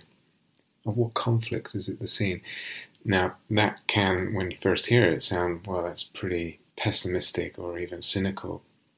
But seen in the light of what we've just been talking about, what Alistair McIntyre was explaining, the need for the necessity for conflict and argument in a tradition, it's not necessarily pessimistic or cynical at all. And actually the philosopher A.M. Whitehead wrote something like, a clash of doctrines is not a disaster, it's an opportunity. A clash of doctrines is not necessarily a disaster, it can be an opportunity. Of course, we could go a bit further and say, but what happens when, I might ask, what happens when all that remains of a tradition are words and names? So if we talk about Buddhist tradition, the word awakening, the word suffering. But the divergence of interpretations of what those words means has become so wide as to be an abyss.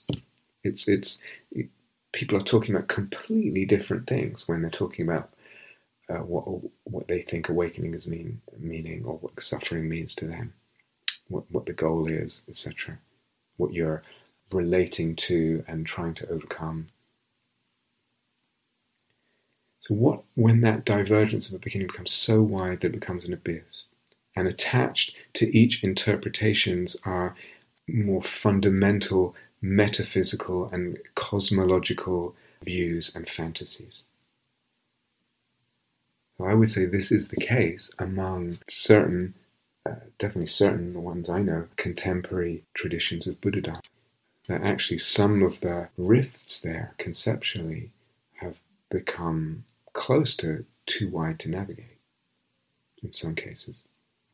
So what if that abyss renders argument, the kind of argument that Alistair McIntyre is saying it's important, what if it renders argument it's either impossible, it's become too wide that you can't, there's almost like very, very little common ground even to have an argument that's fertile. Or at least seemingly, if not actually, pointless. Or another possibility, and it may come out of the situation or the perception of the situation that I just described, that kind of thing. Another possibility may be that someone or some subgroup within a tradition either suddenly or gradually stop caring about their identity or stop identifying with that tradition so much that eros has gone for the tradition, and so the fantasy of the tradition goes as well, because eros and the imaginal and the fantasy go together. And in not feeling so identified with that tradition and not really investing it with eros and imaginal perception, fantasy perception, they actually don't have the energy or the will or the desire to engage in the conflict, engage in the argument. And not engaging in the conflict and argument atrophies the tradition. Their withdrawal, their non-engagement in the conflict actually ends up lessening the tradition or impoverishing it or weakening it or sometimes just killing it. I'll read another passage by Alistair McIntyre from a different book, from an article. He's kind of elaborating this point that overlaps here, but I think this point is really important. So this is from an article called "Epistemological Crises, Dramatic Narrative and the Philosophy of Science." That's a mouthful. So he writes, "The connection between narrative and tradition has hitherto gone almost unnoticed, perhaps because tradition has usually been taken seriously only by conservative social theorists." Again, so usually the people that talk about tradition are those with a vested interest or a certain spin on tradition and what it needs to be and what it means, etc. But he continues, "Yet those features of tradition which emerge as important when the connection between tradition and narrative is understood are ones which conservative theorists are unlikely to attend to." And this is the important point. "For what constitutes a tradition is a conflict of interpretations of that tradition," and he adds, "a conflict which itself has a history susceptible of rival interpretations." So I'm going to read that again. "What constitutes a tradition is a conflict of interpretations of that tradition. A conflict which itself has a history susceptible of rival interpretations." In other words, not just the interpretation of the tradition and the text, etc., that I was talking about before, but also a conflict about how to read the history of that conflict.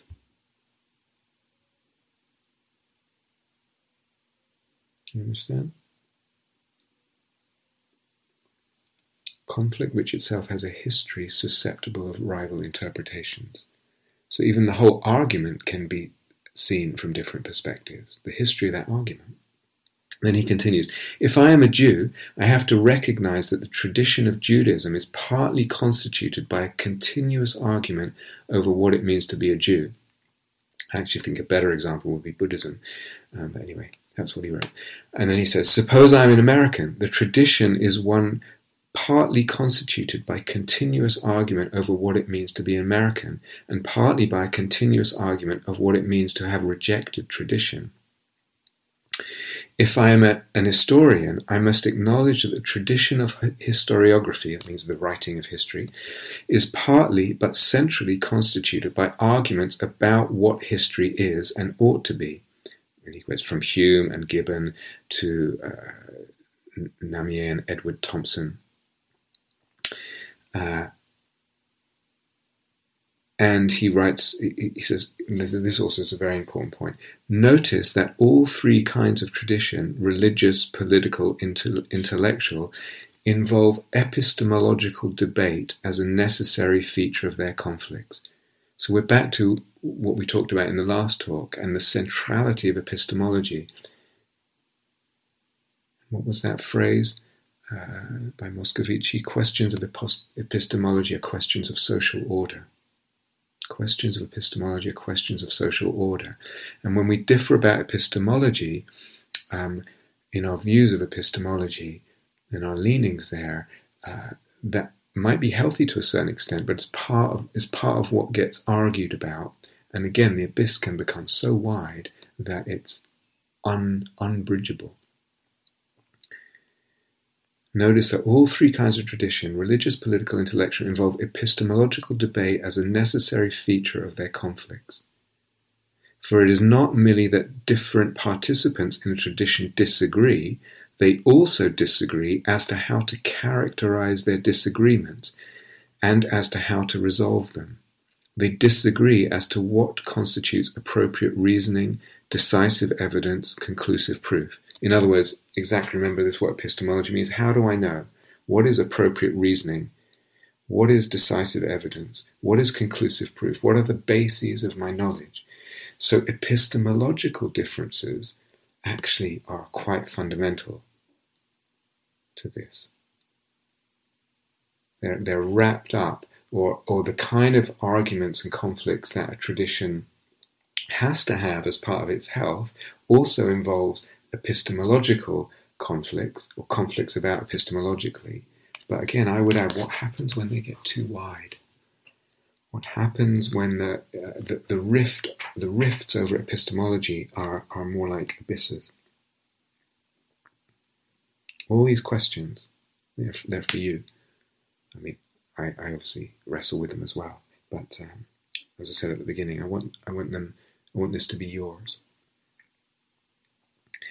What else can we unearth here? Part of conflict and argument within traditions and within the institutions that embody or transmit or carry, at least in part, carry traditions. Part of the kinds of conflicts, the kind of conflicts that go on are between what we might call the conservative tendency and the innovative tendency. And you just have to join a board of some institution to see that this will be the case. I would actually view that conflict as a kind of archetypal tug of war between the conservative tendency and the innovative tendency. And there's something archetypal about it. There's something actually inevitable about it. I just want to point out also, it's not so black and white, and in other words, what's conservative, what's innovative. But also, it's not that we can point a finger and say, "Oh, that person's always conservative, and that person's always trying to break new ground and be radical."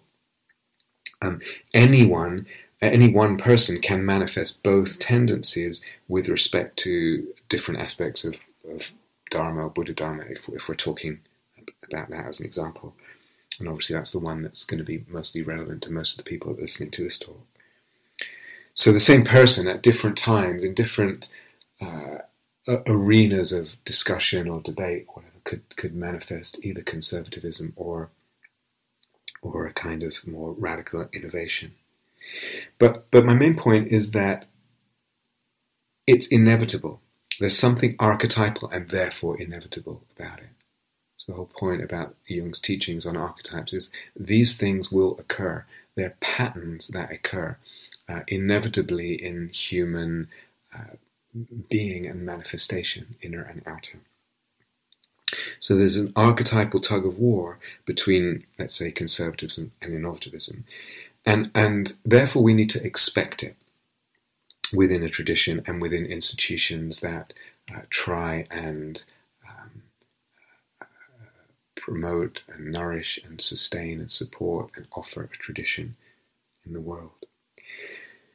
Expect it, but also I think regard it as a creative tension. So again, back to or similar to Alistair McIntyre's points, the argument and conflict are actually healthy. And here there's a tension between two seemingly opposed tendencies, conservatism and, let's say, innovation.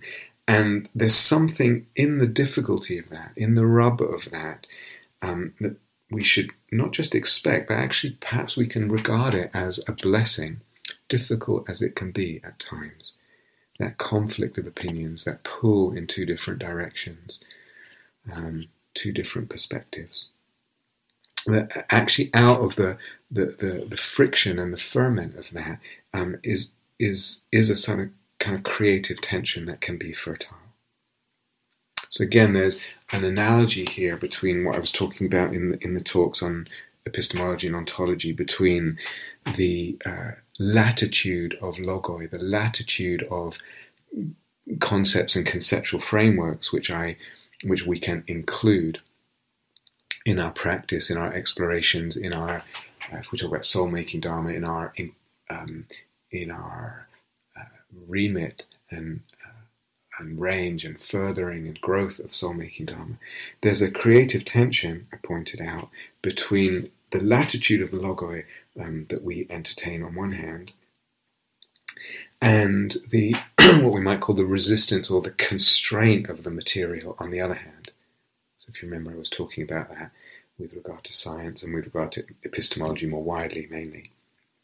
So the constraint of the material is through, well, something has to tally with my experience, with my phenomenological observation of things. I can't disregard that. That forms some kind of constraint on the kinds of conceptual frameworks and concepts and ideas I can entertain. Something, again, has some kind of authority, which again forms to some degree some kind of constraint on the latitude and range of the logoi, the concepts, the ideas that I build on. And that things have to be somewhat at least coherent between all the different elements of ideas and practice and what I've received from authority and whatever. Something has to, and my phenomenological observation, principally the ideas themselves, something has to be coherent. And that need for coherence, or that demand for a certain amount of coherence, also forms a certain kind of constraint on the range, the latitude of logoi. So there's an analogy there. And out of that tension between the need for latitude and the permission and the legitimization of a certain latitude of logoi, the tension between that and the constraint, the resistance, the solidity of the material, that it's not, as I said, just thin air. There's something that I need to work with and kind of partly against to shape this crucible, to mold this crucible. So there's parallels there now, again, between the considerations of epistemology, ontology, and what we can build conceptually, and therefore what supports and opens further soul-making, and this whole notion of creative tension and tradition, the resistance of sort of conservatism versus the latitude of innovation, etc. And again, I'm putting this out to you as many of you will already have deep love and commitment and devotion to the soul-making Dharma. All this applies to soul-making Dharma as well, if we can talk about it as a, sub-tradition or tradition or whatever. All of it, everything that I'm saying applies to that and needs to be considered. Maybe now, maybe in due course, maybe whatever. It all applies, because I'm talking generically about traditions. So to be loyal to the logos of soul-making will include, I think, a healthy loyalty, an alive loyalty, a vital loyalty, will include elements that are conservative. What was actually said here? What's actually the can we be true to what was said and not just go off on any whim of direction because it feels good or feels exciting or whatever? It will involve that. Will also involve, I hope, innovation in time and integration and connections with other traditions, with other influences, with other considerations, with other concepts, practices. So to me, being in a tradition, I very much feel this in terms of Buddha Dharma, that I am, or we are, or we can be in dialogue with the tradition. It's a two-way thing. Actually, maybe it's more of a polylogue, if that's even the word. It's a multi-personed, multi-pronged conversation, and that's part of what makes it healthy. That there's some rub and resistance and tension. It's part of what allows the friction that allows things to ignite in a good way. And of course, that ignition can ignite so that things burn and something is burnt to cinders. And fire goes out. There's nothing left to burn.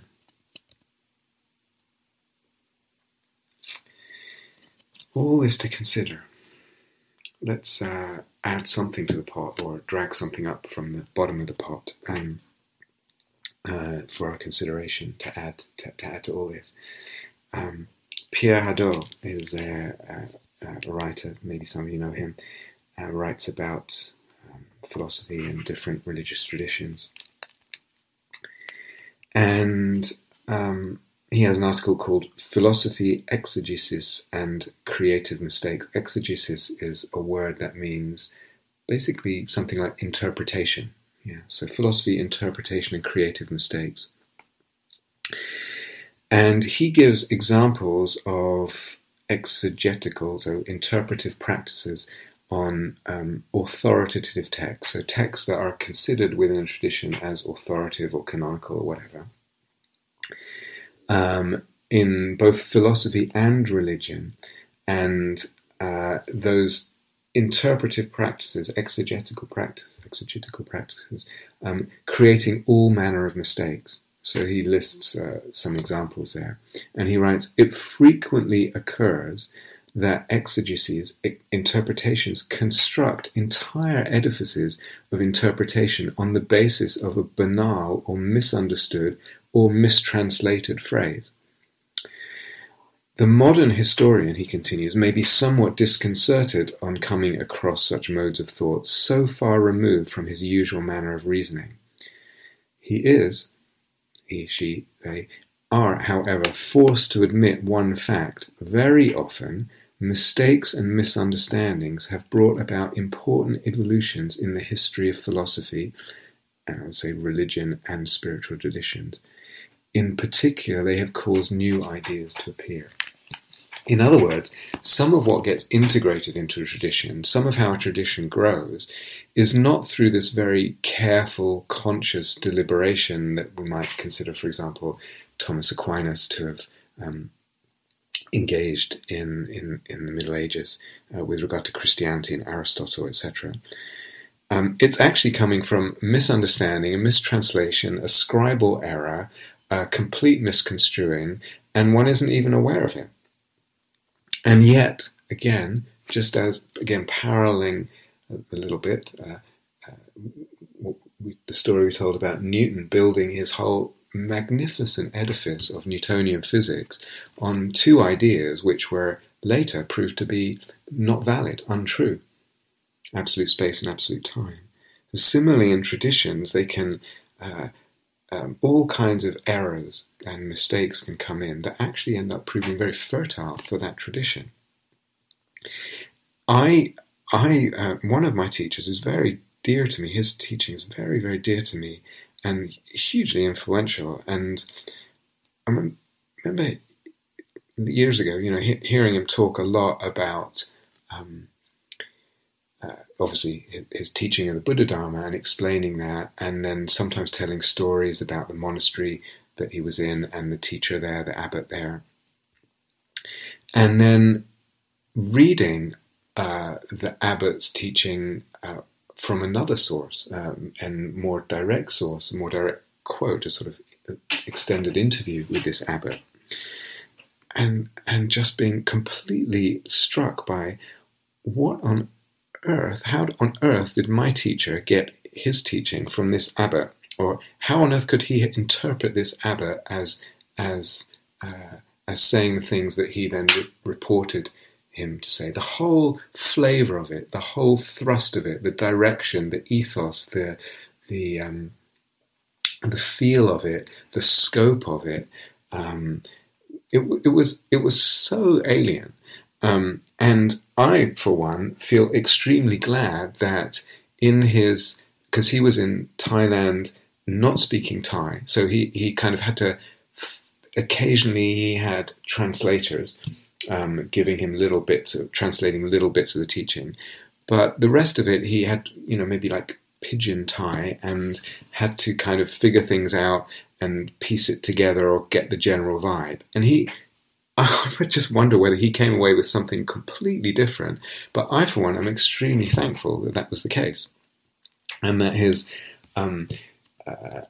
not knowing the language and not being very gifted in terms of languages, and whatever he brought in terms of his predispositions, I think gave birth in him to a Dharma that I was extremely influential and inspiring for me, and beautiful, and very much opened what the Dharma could be. I don't know whether I would have been very much taken with his teacher's Dharma, the abbot's Dharma, had I just heard it, translated by someone who was, in fact, completely fluent in Thai.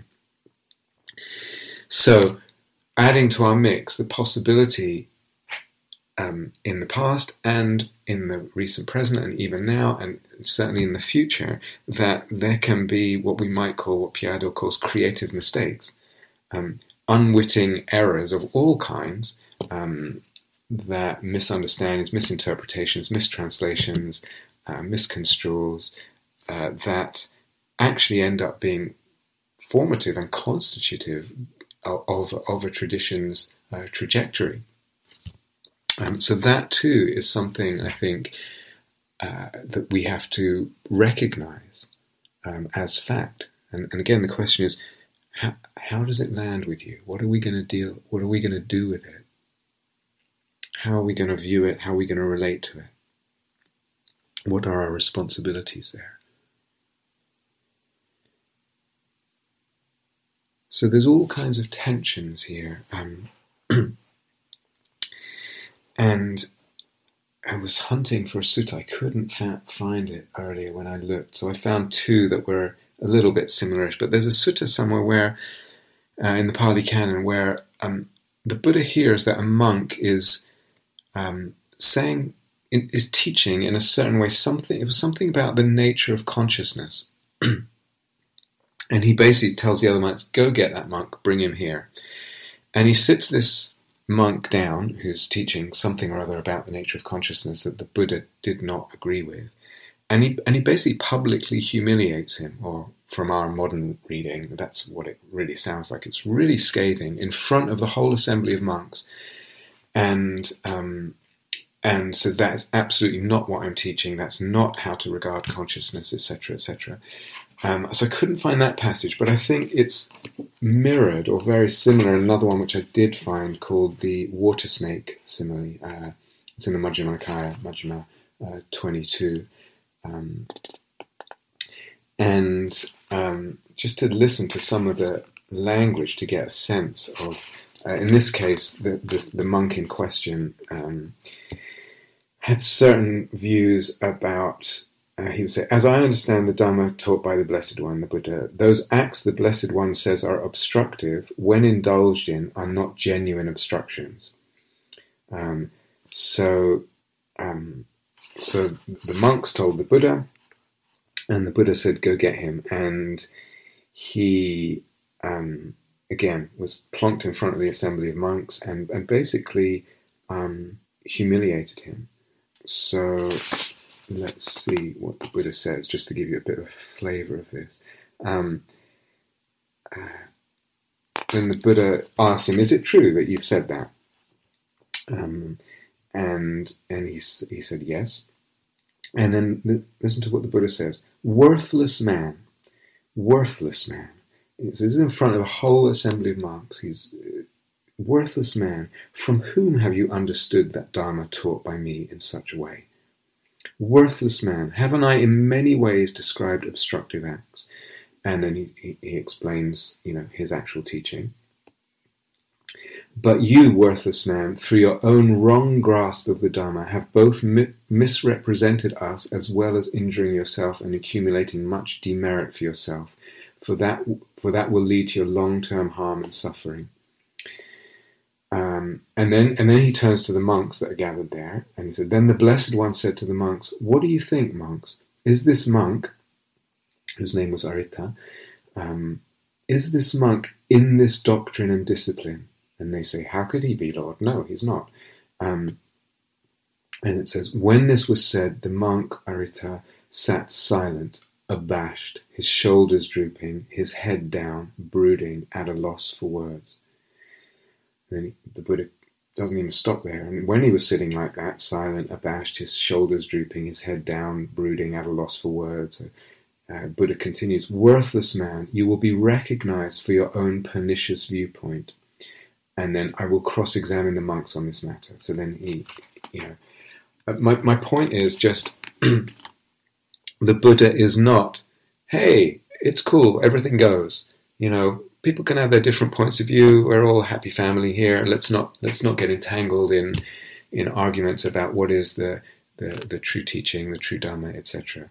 He's quite scathing and not afraid to publicly, again, what we would read as publicly humiliate. And he's very protective of what he sees as this is the Dharma. This is the Dharma that I have set in motion. And that, whatever that is not. As I said, there was some sutta that was quite similar in terms of its social playing out, but it was more about something about consciousness. But I found that one. Another time, it's from Samyutta Nikaya. Is it Samyutta? Let's see, 16:13.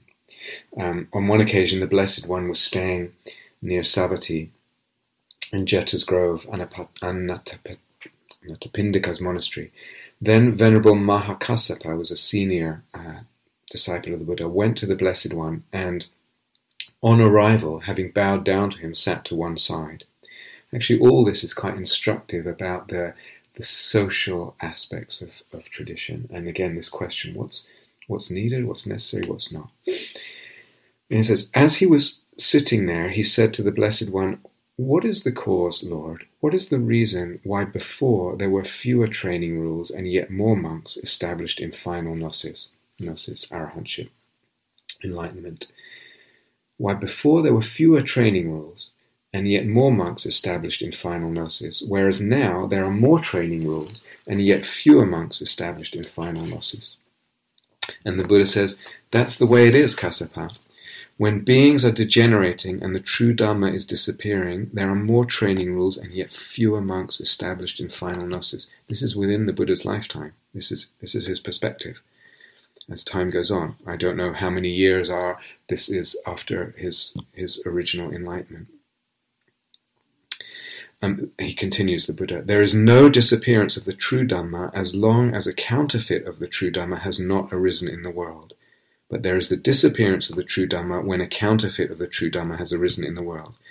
So in other words, there's false Dhamma. He's pointing out there's a counterfeit Dhamma. There's false teaching being put forward as true Dhamma, but it's counterfeit.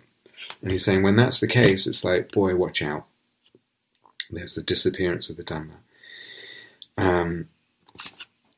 And he continues, it's not this or it's not that makes true Dhamma disappear. It's worthless people who arise right here within the Sangha who make the true Dhamma disappear. The true Dhamma doesn't disappear the way a boat sinks all at once. And he continues, these 5 downward leading qualities tend to the confusion and disappearance of the true Dhamma. So he's obviously been thinking about this. Which 5? There is the case where the monks, nuns, male lay followers and female lay followers live without respect, without deference for the teacher. They live without respect, without deference for the Dhamma, for the Sangha, for the training, for concentration. Interesting. These are the 5 downward leading qualities that tend to the confusion and disappearance of the true Dhamma. But these 5 qualities tend to the stability, the non-confusion, the non-disappearance of the true Dharma. Which 5? There is the case where the monks, nuns, male lay followers and female lay followers live with respect, with deference for the teacher. They live with respect, with deference for the Dhamma, for the Sangha, for the training, and for concentration. These are the 5 qualities that tend to the stability, the non-confusion, the non-disappearance of the true Dhamma. So he's very much concerned, and yet was not able to completely stop in his lifetime this proliferation of what he called counterfeit Dharma, watering down mixed teachings, mixed confusions, misrepresentations. And he was really quite strong about it. So you get that whole tension and that whole kind of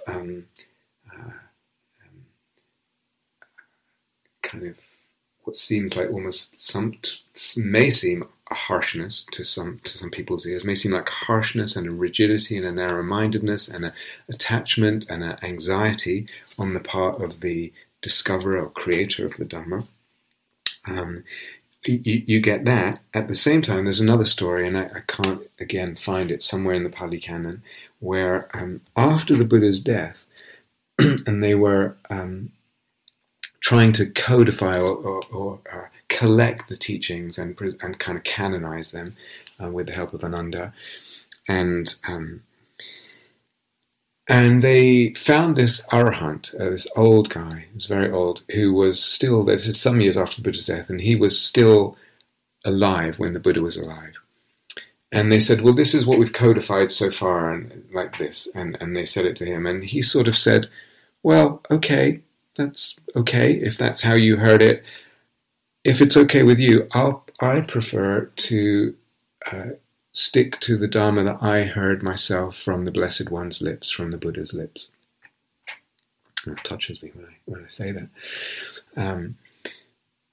And they said to him, okay, since you heard it from the Buddha's lips, and he was an arahant, so he'd sort of got the certificate of acceptability and authority. So, okay, you go with that. And there was this agreement to have this diversity of Dhammas there. Actually, they hadn't heard his version. They didn't kind of recognize it. It wasn't part of their codified version. And he wasn't really familiar with theirs. And he was like, well, okay, we'll just be divergent like that, and it's fine. And there's the mutual respect and the mutual allowing and inclusion.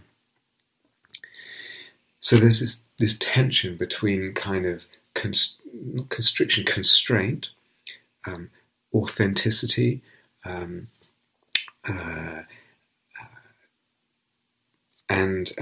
latitude.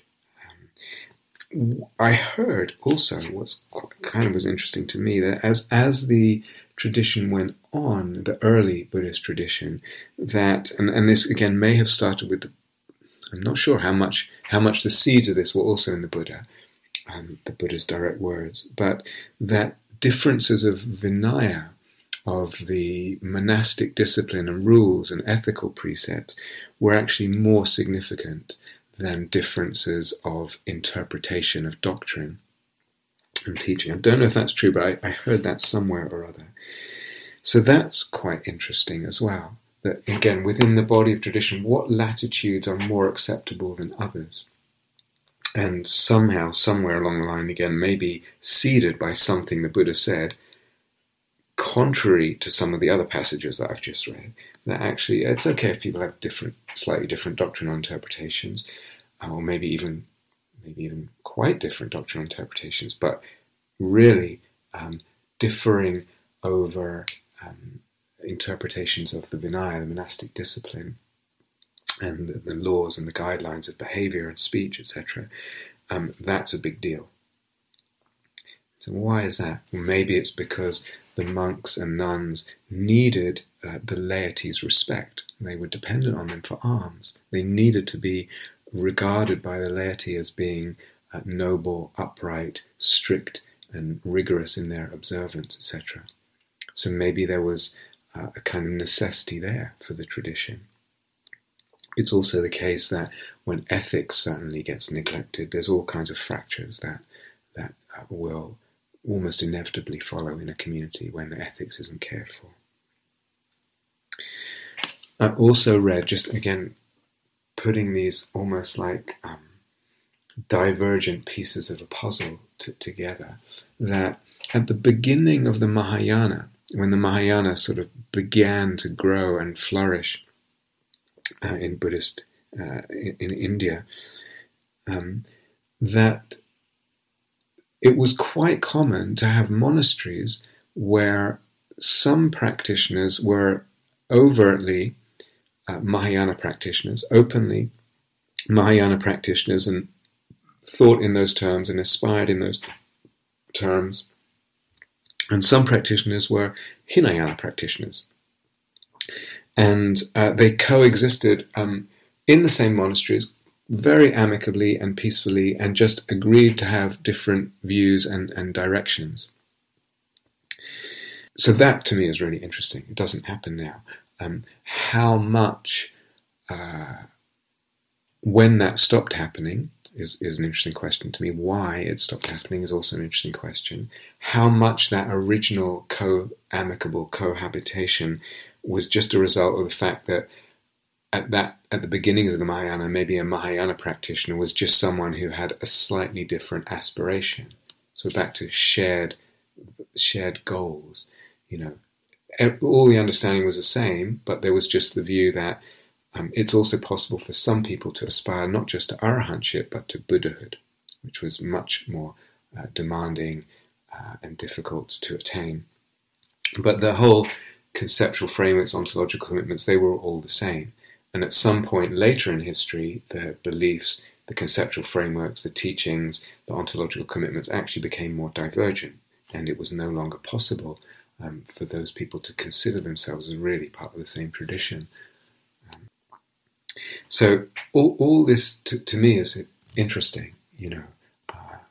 What's involved here, what goes on in traditions, what's necessary. To what degree are different elements necessary? To what degree are divergent elements necessary? Is there even, last thought for now, is there even a kind of higher level tension that is necessary for a vital, healthy tradition? Is there a so-called, maybe not meta level, but a higher level tension between, let's say, unity, or harmony, better unity, a sense of unity, and also differentiation? So we can be in a tradition with the view, it's all one, we're all saying the same thing, we're all agreeing. And sometimes to me that's just baffling. It's obvious that people are talking about different things, and sometimes I say something and someone interprets it just according to what they already believe, and believes that I'm saying the same thing. And it's interesting, at least. Actually quite frustrating. But we need some sense of unity, at least harmony, but even more unity, sense that this does form a cohesive tradition. And a tension between unity and harmony on one hand, and differentiation on the other hand.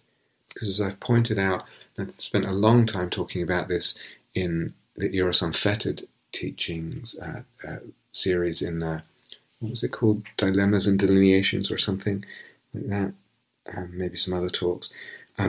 It's through careful differentiation, careful discernment. Actually, that idea is different than that idea. That conceptual basis is different and will lead in a different direction. That word is being used in 2 different ways, or 4 different, whatever it is, and actually discerning between them, differentiating between them, because out of that differentiation can come greater efficacy, greater power, greater precision in terms of where we're headed and our ability to actually get there. By power, I don't mean power over, because that's another thing we haven't really touched on that goes with traditions and hierarchies and power over. This person or this group has hierarchical power over another person or group within that tradition. I'm really talking about power as efficacy of an idea, the power of an idea, the power of a certain practice or certain way of practicing or way of thinking or whatever it is. That differentiation, careful distinction and demarcation, delineation of ideas, concepts, practices, is actually necessary for a practice, for an idea, to have power. So that maybe there is also this need for careful differentiation, and there's a need for harmony and unity. And so maybe there's a tension between those two as well within a tradition. So let's stop there for now, and there's other aspects I want to also bring to the light to consider. Thank you for listening. To learn how you can support the teachers and Dharma Seed, please visit dharmaseed.org/donate.